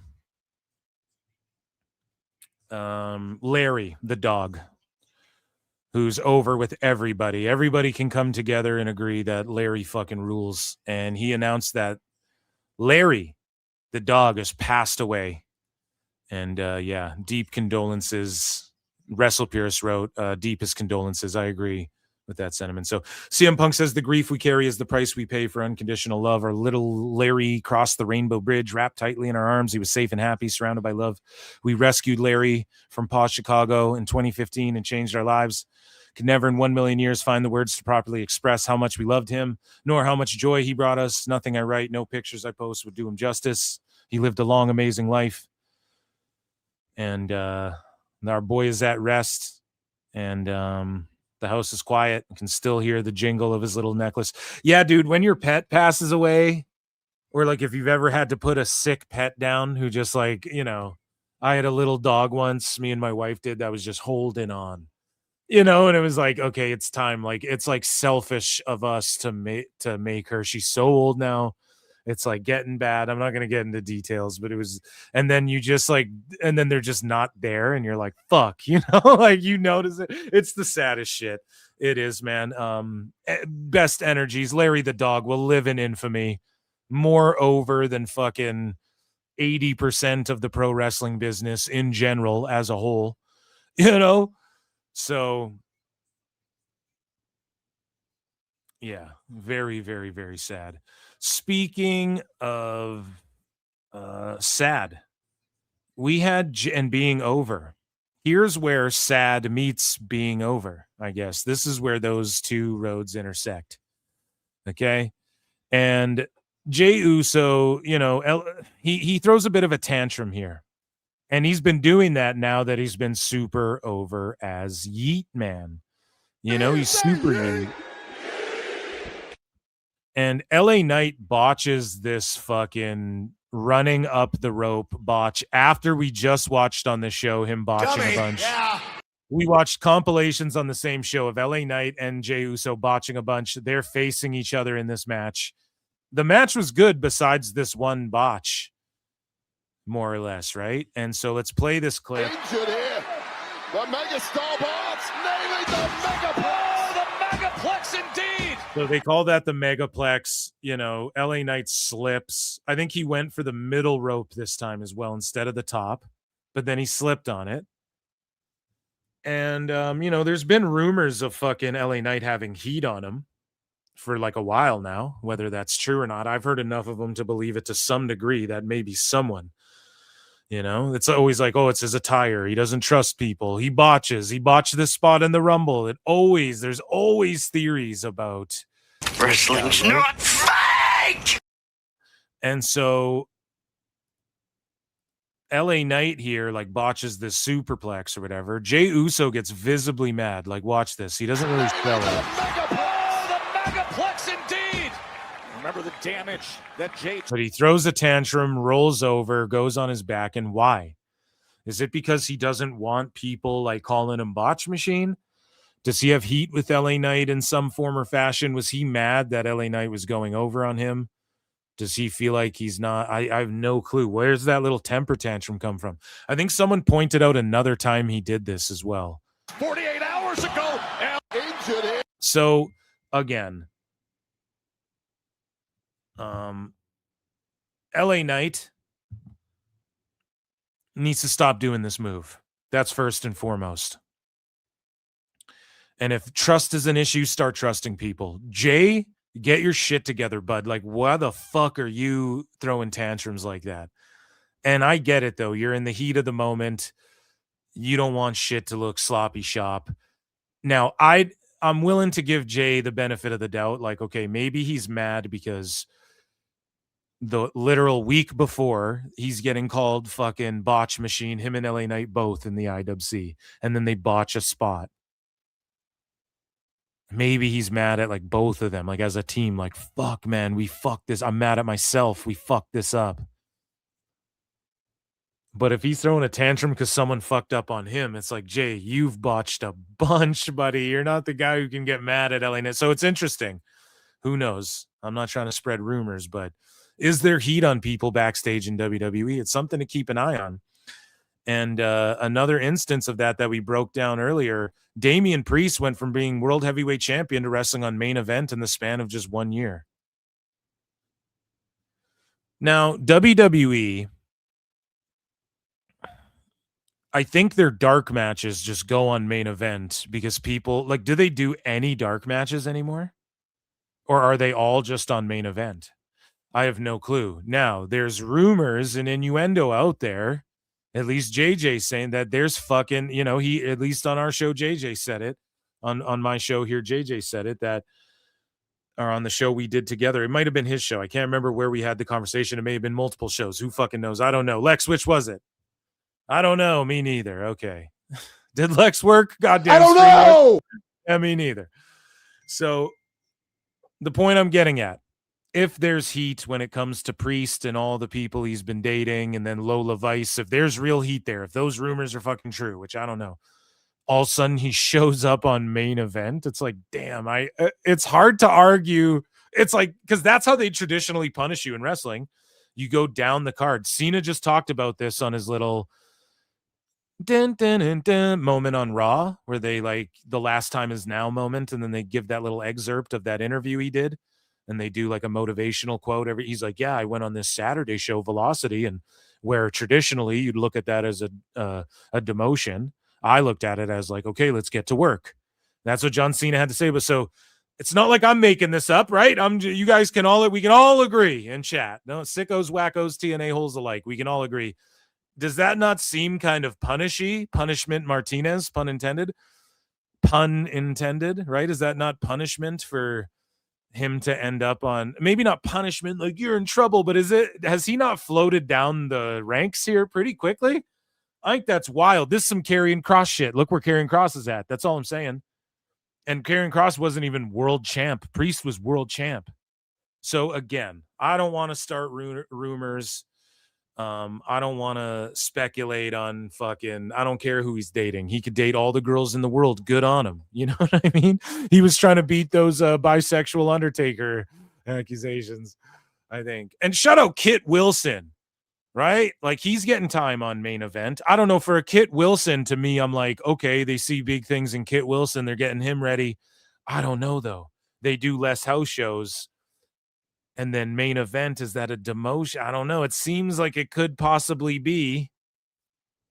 And same with being sent to Mexico, like traditionally getting sent anywhere from NXT or the main roster is like anywhere other than even to NXT, they say is a demotion. You got sent to AAA.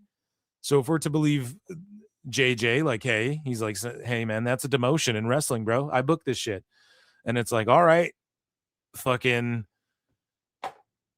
hard. And then you see this guy on main event. I don't know, man. Again, I'm piecing a lot. I'm doing a lot of conspiracy theories here today at PWT. Here tonight, rather. Speaking of conspiracies, NXT general manager Ava was sent a box with her name on it on Tuesday NXT, and Mr. Stone had already opened the box. This was inside. What is that? Speaking of fucking mysteries, what is that? I can't even tell what that is. Lex, what is that? I don't know! Me neither. Is that like... Is that one of those like... What are they called? Is that like one of those cell phone holsters that like block scammers? Here's a more clear picture. Like, what is this? A strap-on? What is that? A gun holster? RoboCop is coming to... Like, what is it? Hey, what's in the box, bitch? What is it? I have no clue what that even is. To be it looks like a camera case or something. It looks like your fucking your father-in-law's cell phone holder that he has attached to his hip. That also, it looks like a modern fanny pack or something. I've no clue what this is, but a lot of mysteries and conspiracies afoot here in WWE and the PWT universe lately. Or at least tonight. Another conspiracy theory is that Freddie Prinze Jr.'s comments about ESPN being unhappy with WWE were shot down. And recently we covered how an ESPN exec said, yeah, we're super happy with WWE right now. But the problem is that, of course, the people controlling the narrative and the corporate guys are going to say that. Of course, they're going to say, yeah, we're happy with it. Of course, it's been gangbusters. They're not going to say that they're sad about it and fuck up the stocks and do all this other, you know what I mean? They're going to do that. They're still partnered with ESPN for a while. Now, Freddie Prinze Jr. was laughing about, he shit all over the ESPN app, for one, which is fine. I don't have to use it. But he also was like, this is exactly verbatim how he said it. And he said it laughing. Like he said it laughingly the way I laugh, like make myself chuckle. You know, he's making himself chuckle. And he's like, dude, my friend in AEW, or not in AEW, pardon me. My friend, he was talking about ESPN and he said, my friend in ESPN or at Disney said that ESPN are unhappy with the deal. Like they're like heated. They want better make their money back is sort of what's going around. But anyways, you know, he just said it like quickly and was laughing about it. And he said, my friend at Disney was fucking, no one posted a clip. They just grabbed his fucking quote. But he was like laughing about it as he said it, kind of. But I'm not saying he was joking or wasn't serious. He did seem serious. He's like, my buddy at Disney said that, you know, they're heated about the ESPN deal and they better make their money back on that thing. And they're like worried they might not, which some people even predicted would be the case, right? And so, according to Sean Ross Sapp in Fightful, Freddie Prinze Jr.'s comments about ESPN being unhappy with WWE, a WWE higher-up said no one in WWE upper management is aware of Freddie Prinze's role in wrestling or otherwise. So now Sean Sapp and Fightful are claiming that they talked to a WWE higher-up. So that's a bold claim. So whoever this higher-up is in the company. And if they did, they pull this quote. No, I don't think they're lying about this. I think Fightful's, this is a real quote because it seems so petty. No one in WWE upper management is aware of Freddie Prinze's role in wrestling or otherwise. Now, come on. You for surely, first off, he wrote for come WWE. on now, Eric. Secondly, he's talked about buying and starting a Fed. Like, yeah, they're buying a Fed or starting his own Fed. Fred's Feds. And thirdly, he does do this podcast. Now, this podcast, I don't know if it does gangbusters, but Wrestling with Freddie is one of the more, if you're just like an even-keeled one, just like an even-keeled, relaxed. I like listening to it, honestly. It's not that bad. I told you guys I skipped the episodes that's just producer Alex, even though he gives great picks. He's good at predicting the matches. And then when it's just Jeff Dye, like I might listen to some of it, then switch it. I'm not a big Jeff Dye guy. Just being honest. And he dated Becky Lynch at one point. And then Freddie Prinze, though, I mean, I like him in fucking all of his movies, except for the newest I Know What You Did Last Summer. It's like if you asked Grok to write a script for I Know What You Did Last Summer, that's what it would turn out. And it's like if you asked AI to film it for you, too. Like just the shots, the color, everything was just, it looked like it was trying to be an Instagram reel the whole time. I digress. An ESPN rep claimed that they haven't heard that chatter and have enjoyed working with WWE. But here's the thing, though. Like if Freddie, let's say he's really talking to someone,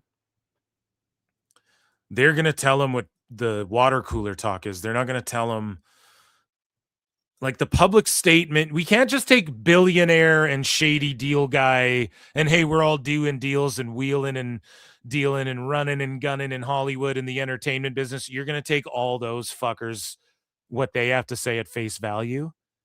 I don't. You know what I mean? You're going to believe like that these business dudes aren't just going to say and do what's best for business. That's like, it's crazy. But people are saying Freddie's just sour grapes. ESPN's president, Burke Magnus, says WWE ESPN partnership has gone great so far. So I'll take it from the horse's mouth. That's always what I do. I just say, listen, I'm willing to bet Freddie Prinze knows people at Disney. 100,000,000%. I'm willing to bet someone told him that. I'm willing to bet that Disney and ESPN and everything is so compartmentalized in certain areas that it's a game of telephone. Like the guy at Disney, maybe he doesn't really know what's going on at the ESPN sports WrestlePalooza sphere right now. I'm willing to believe that billionaires and millionaires and guys who are protecting their investments are going to go on TV and say, everything's great here. Everything's amazing. Or they're going to give interviews and say, shit's amazing. And it could be different behind closed doors. Look at Tony Khan. Everything's great. And then behind closed doors, it's like, obviously not. There's all this turmoil backstage. There's people... whatever, we've chronicled it all here. We don't need to talk about it more, but you guys get what I'm getting at. So both things can be true in this instance, right? At the same time, Freddie Prinze, he really puts over everything. Like when people say he's bitter and shit, I don't know. He puts over everything in AEW, everything in WWE. He pretty much puts over everything. He shits on some things and he doesn't shit on them that hard. He's so even-keeled that, like, I don't think it's that. I think he's just legitimately saying what he heard his friends say. And then the people in WWE and ESPN, I believe WWE would be petty with their response. And I believe ESPN would be like, yeah, no, everything's awesome. Like, you know, it's not doom and gloom just because what Freddie said is true. Okay, wackos, it's not the end of WWE, even if ESPN aren't happy. The Netflix numbers, I don't think blew up the way people thought either. Why didn't Netflix grab their PLEs? They got outbid. They didn't bid. They're trying to buy Warner Bros. They have the money. Trying to get the UFC and shit. They have the money. They didn't want the PLEs. Why? Maybe it's just not, maybe international it's doing what they need, right? Like I told you guys, wrestling fans in Canada, of course it's going to top 10 every fucking, we're watching, you know, we're all sickos there, buddy. We're all Stampede folk there, bud. But like, maybe in the US, they're like, nah, dude, it's not, there's not enough US viewers to fucking make us want the PLEs exclusively in the US or whatever. Maybe, you know, and does that mean ESPN fucked up? No. You know, so it's all good. A lot of people ran with this and went crazy with this. I think we have his actual quote. So he says, ESPN, by the way, is so unhappy with the deal. I was talking to, he's literally like chuckling, giggling like a school kid while he's saying this. I was talking to a friend of mine who works for Disney and he was just like, yo, they better make their money back on this deal. He just said they're hot. And then he just kept it moving. Like he did not dwell on it. He just said that and kept it moving. So, I don't know, man. I don't think anyone's like, I think it shows that WWE's more bitter with their response, if anything. Oh, this guy, we have no idea of his involvement and shit. It's like, all right, guys, chill. So John Cena Sr. does not like the fact that Gunther could possibly. Did Netflix bid on the PLEs? They got outbid? They got outbid by Disney. Okay. But yeah, so I don't know. What does Freddie have to gain from lying? Nothing. That's what I'm saying. Why are you making things up? I'm not making things up. Calm the fuck down. What do I gain from lying? You just asked the same question. Freddie may have his own twisted agenda. I doubt it. You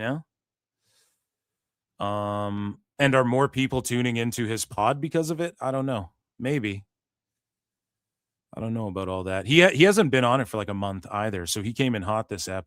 But speaking of views and people being unhappy, man, people being very critical of WWE lately, John Cena Sr.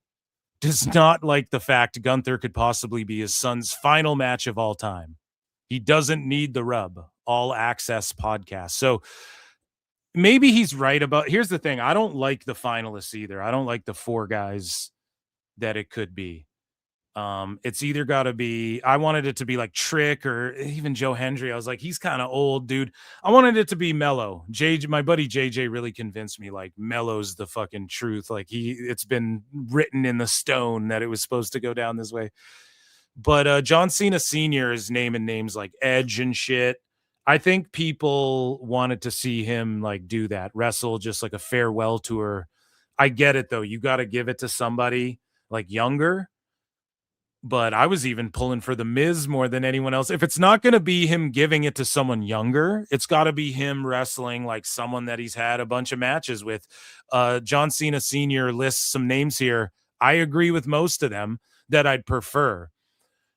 Even Matt Cardona, Zack Ryder, that would have been crazy because there was a time where Zack Ryder, there was conspiracy theories that John Cena was burying Zack Ryder and people were, the whole wheelchair being pushed off the stage thing and everything like that. And Triple H and everyone had it out for him and all this stuff because he was getting over on his own, which is a no-no to a lot of the egotists in wrestling, right?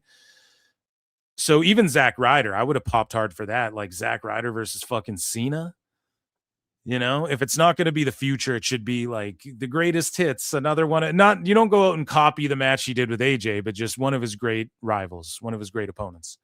They chose not to do that. It's going to be Gunther or somebody who, in the next, like I said, 3 to 5 years is going to be like in the world title picture. It's got to be Gunther. If they swerve everyone and go with LA Knight, damn. I mean, shocking to me. And that could happen. That's the beauty of WWE right now. You never know. But I would be okay with either. I mean, it is what it is, man. I think Gunther, if it's either Gunther or LA Knight winning, I don't really care, but I want Gunther more than LA Knight. That's me personally. Everybody has their preference. I think that Gunther getting a win over Cena for the title. I mean, not for the title is the way to go as well, because the dirt sheets were saying it was going to be for a title. Gunther can just get a win over Cena, end his career, they can shake hands. Gunther's full-blown babyface, even though he was like cheating and shit against Solo, but the crowd popped for it, man. They're loving Gunther. So maybe Gunther, he doesn't have to cheat to win. That's the other thing too. It makes it weird because if he cheats, like, does he cheat to try and beat Cena? Then it's like more in the heel category. I don't know. I kind of don't like that he kicks Solo in the balls and all that. Either way, Cena versus Gunther, I think that's the way to go. But John Cena Sr. gives his fucking picks, and I agree with all of these over even Gunther. I got to be honest. Different opponent. It's not going to be like Trick or Oba or some shit. And if you had to choose one, who would it be for that last opponent at Saturday night's main event? Well, it certainly would be Gunther, that's for sure. And I agree, dude. I don't think Gunther needs the Cena win. And if he takes the Cena L, that's like, Gunther can't lose to Cena. But maybe that's why they're booking that, and then they have Cena go over, and then it's like, oh shit. But then what does that do for Gunther? Like, we got to look at the future, and Gunther and LA are getting up in age and shit. Everyone's getting up in I age. think that that's a wise move. I don't think the fans would enjoy that move. Myself personally, Gunther does not need the rub. And by the way, I'm not a fan of on the way out, you've got to push somebody over the top. You're supposed to pass, quote unquote, the torch. I don't know whether that's written anywhere in professional wrestling. If we have to use that as an analogy, then he's already done that with Cody Rhodes. Different opponents. True that. And I thought I had a list of the names. I thought he listed it in that clip. He says JBL. JBL, who else did he say? Edge. He said someone else who was in AEW. I think Chris Jericho or something, whatever. He just named a bunch of people Cena's wrestled, and that's who it should be. I agree. But if you're just looking at like who's on our roster, who's going to be with us the next like 3 to 5 years, Gunther's going to be in the main event against all these guys. Okay, I guess, right? I can see what they're doing. Speaking of championships, though, WWE has filed to trademark Clash of Champions again. So good for them. And I'm all about the Night of Champions and the class. Well, here's the thing. I don't want to see like the IC and the US champs fight and the fucking tag champs fight. I don't want to see all that like at Crown Jewel or whatever. Or what's the King of the Ring? What's the pay-per-view where they all fight for the Super Showdown, for the Super Belt or whatever? It doesn't matter. But Clash of Champions, Night of Champions, I always liked a show where it's like, okay, every title gets defended no matter what. That's an easy gimmick to do for like a show once a year. And like Tony Khan couldn't even make that shit work with Battle of the Belts. Clash of Champions, inferior to Night of Champions, in my opinion. Is what it is. Speaking of, spending money on Thanksgiving, let's talk ratings and attendances here for a second. So Thanksgiving week failed to crack the global top 10, so there's no viewership data available. It did rank number 9 in the US. The competition was insanely tough, led by Stranger Things Season 5. Okay, the 10 show had 4 million views, which is a number Raw hasn't cracked since the premiere. That's crazy. I can't remember if this last week, if WWE was all up in the top 10, but it definitely wasn't prominent near the front in Canada. Because it was all Stranger Things. I heard Stranger Things 5 like crash the fucking Netflix and everything. Stranger Things 5, man, god damn. I'm going to talk about that on my other channel tomorrow. I keep saying I'm going to stream it this week. I got to do it, but I will. But goddamn, starts weak for me and so strong for me. That's all I'll say right now. But Thanksgiving Raw was down. Okay, we have attendances here, tickets distributed, but what isn't down? Saturday night main event. Goddamn, 16,483 tickets sold. And they're set up for 17,263. This is as of like 3 days ago. If you factor in, like this was yesterday, but these updates are about 2 days difference there. So we'll say that they're going to sell this thing out. I'm sure the last little chunk of tickets sell. And we don't know any other matches other than like Cena's going to fight Gunther. And then what else? Like NXT guys. But didn't they say that Breaker's going to take on Punk?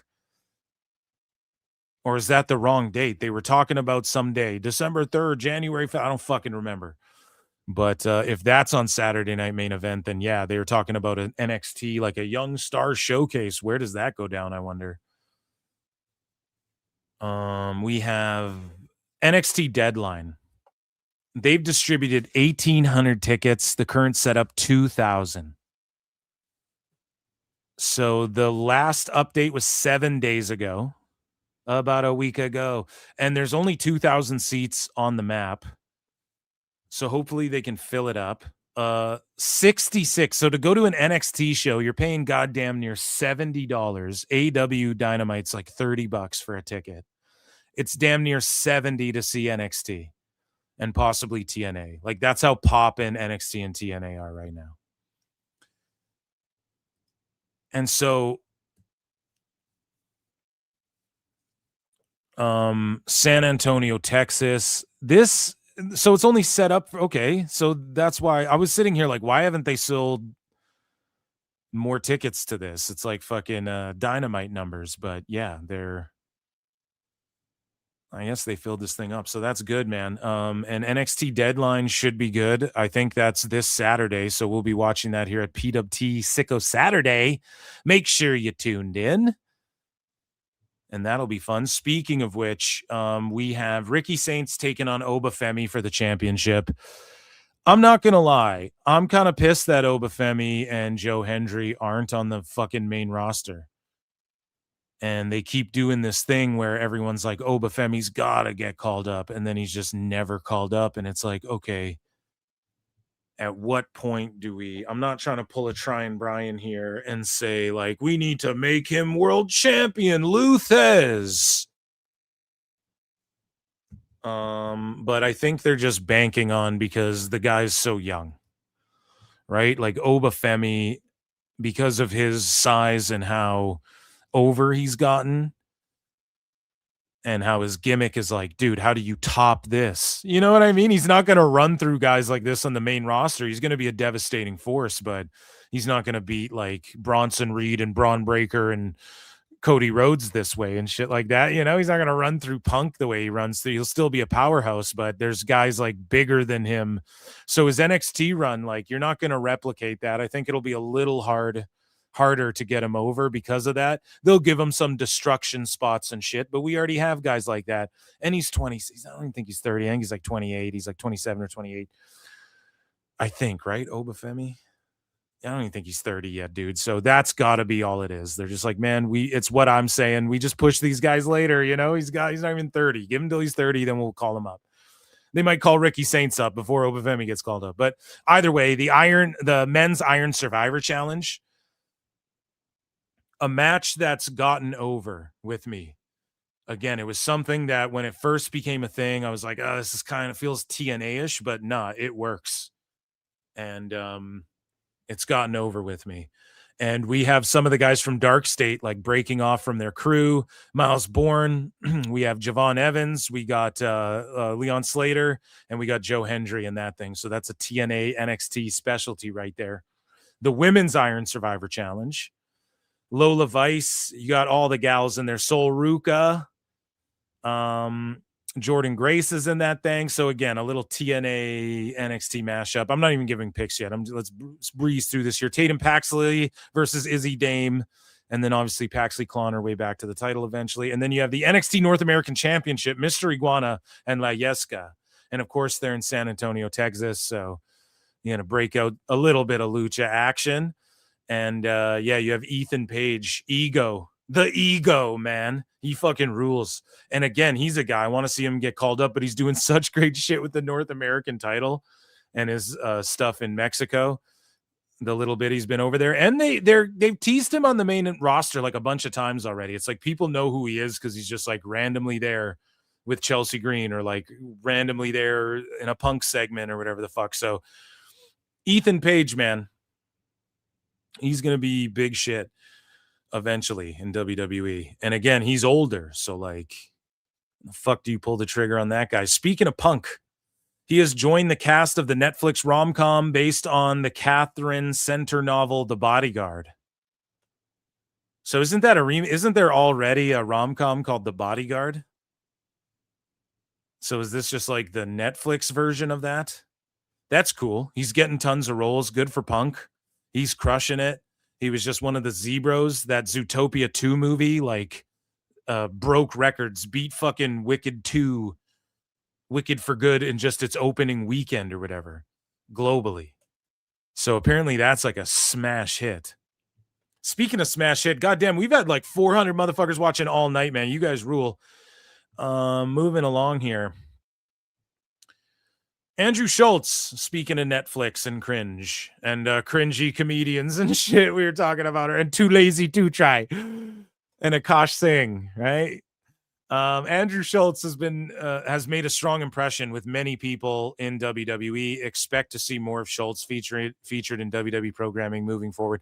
I don't know about all this, but he's obviously buddied up to like Rhodes and Reigns and shit when they were on the Street Fighter set. I don't know if he overlapped with any of them. It's also like Netflix is high on him and these guys and giving them like, it's these guys we tell, like you watch the roast of 2024, Jeff Ross roast of 2024. It's like Adam Ray and Tim Dillon and these guys, people in the Rogan sphere, right? Like they're on these shows, and all the not all the comedians that get specials on Netflix are in the Rogan sphere, quote unquote.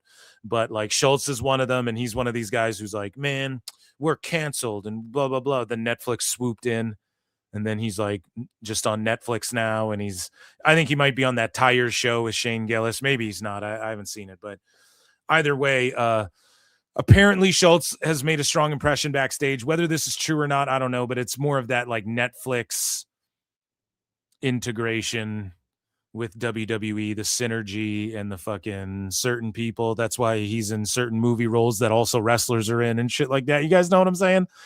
So I guess shout out Schultz. I think he's an absolute cringe lord. I just gotta be honest. No hate on him personally, just cringe. So Road to Royal Rumble in Saudi.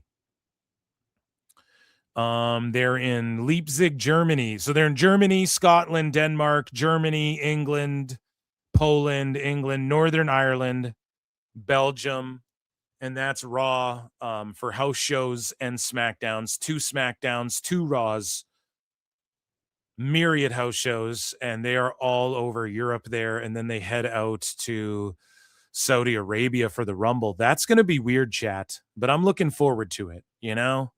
I'm looking forward to watching it together. You know what I mean? So, let's move along here. Bailey on some wrestlers that leave the show early. So Bailey buries some wrestlers here. And this is from 6 Feet Under with Michelle McCool, and Undertaker is there, I guess. A shell of the Undertaker is there, I guess, as his fucking podcast got overtaken. But yeah, she basically shoots on wrestlers who leave shows early. Yeah, that just blows my mind. Like when people, and I can't even imagine what it was like, you know, but when I first got on the road, it was all the live events is like, okay, you always watch, like Cena watched everything, you know, Roman watched everything. And now, you know, these last few years, Seth is always at that front monitor. So if you're at the live events, you come back through the curtain, there's that monitor right there. And then you have talent viewing. I always liked watching at that front monitor because you can hear the crowd better. Right. And I also get to see, this is why Bailey's one of the goats right here.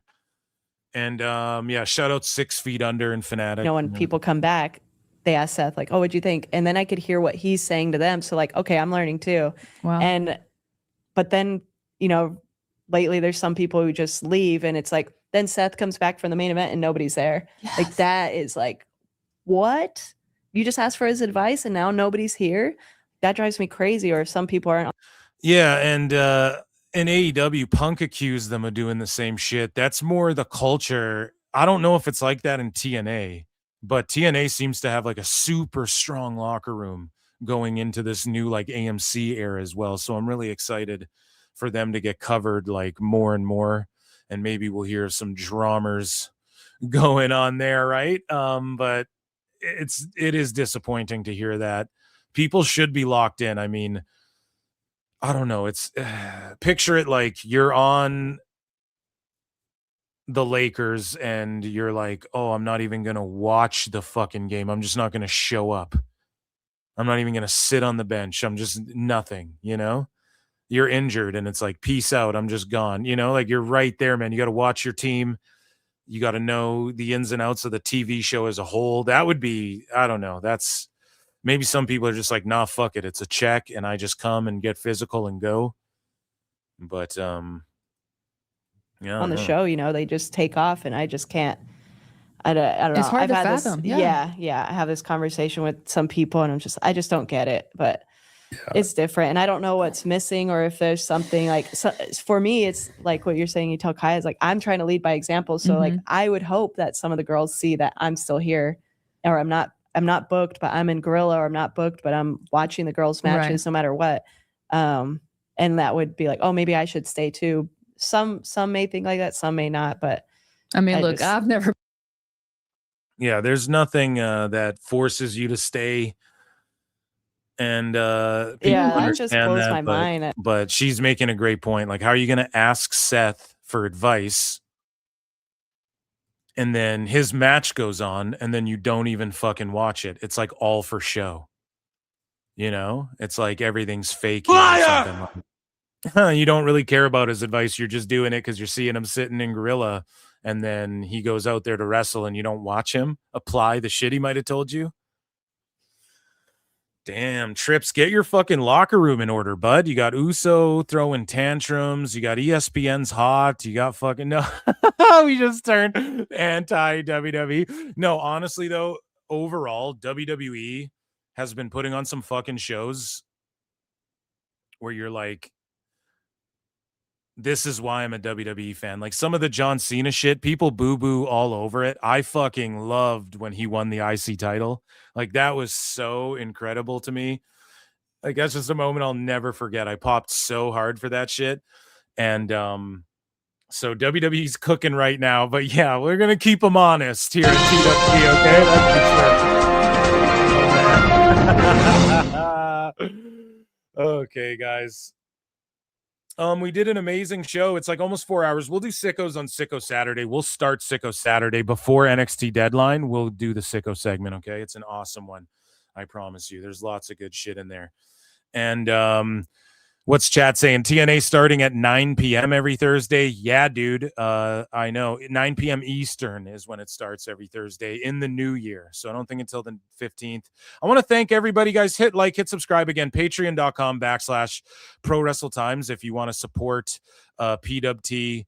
And round of applause for the amazing audience we got tonight. I appreciate you guys so much.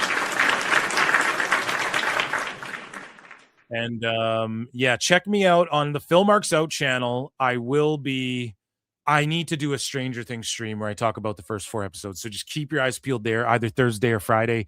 Dave Meltzer, Dumb Moment of the Week tomorrow. We'll rule you tomorrow. Okay. Might be earlier though. Might be during the day or something like that. But just keep an eye out for it. Get it on your podcast feeds and you'll get the audio. Until next time, ladies and germs, I've been Phil Marks. Thank you. This has been another amazing live show. I'll see you all in the Upside Down. Hope you guys had fun tonight. And I'll see you guys in the Upside Down. Go TNA. Congrats, TNA. For real. Peace.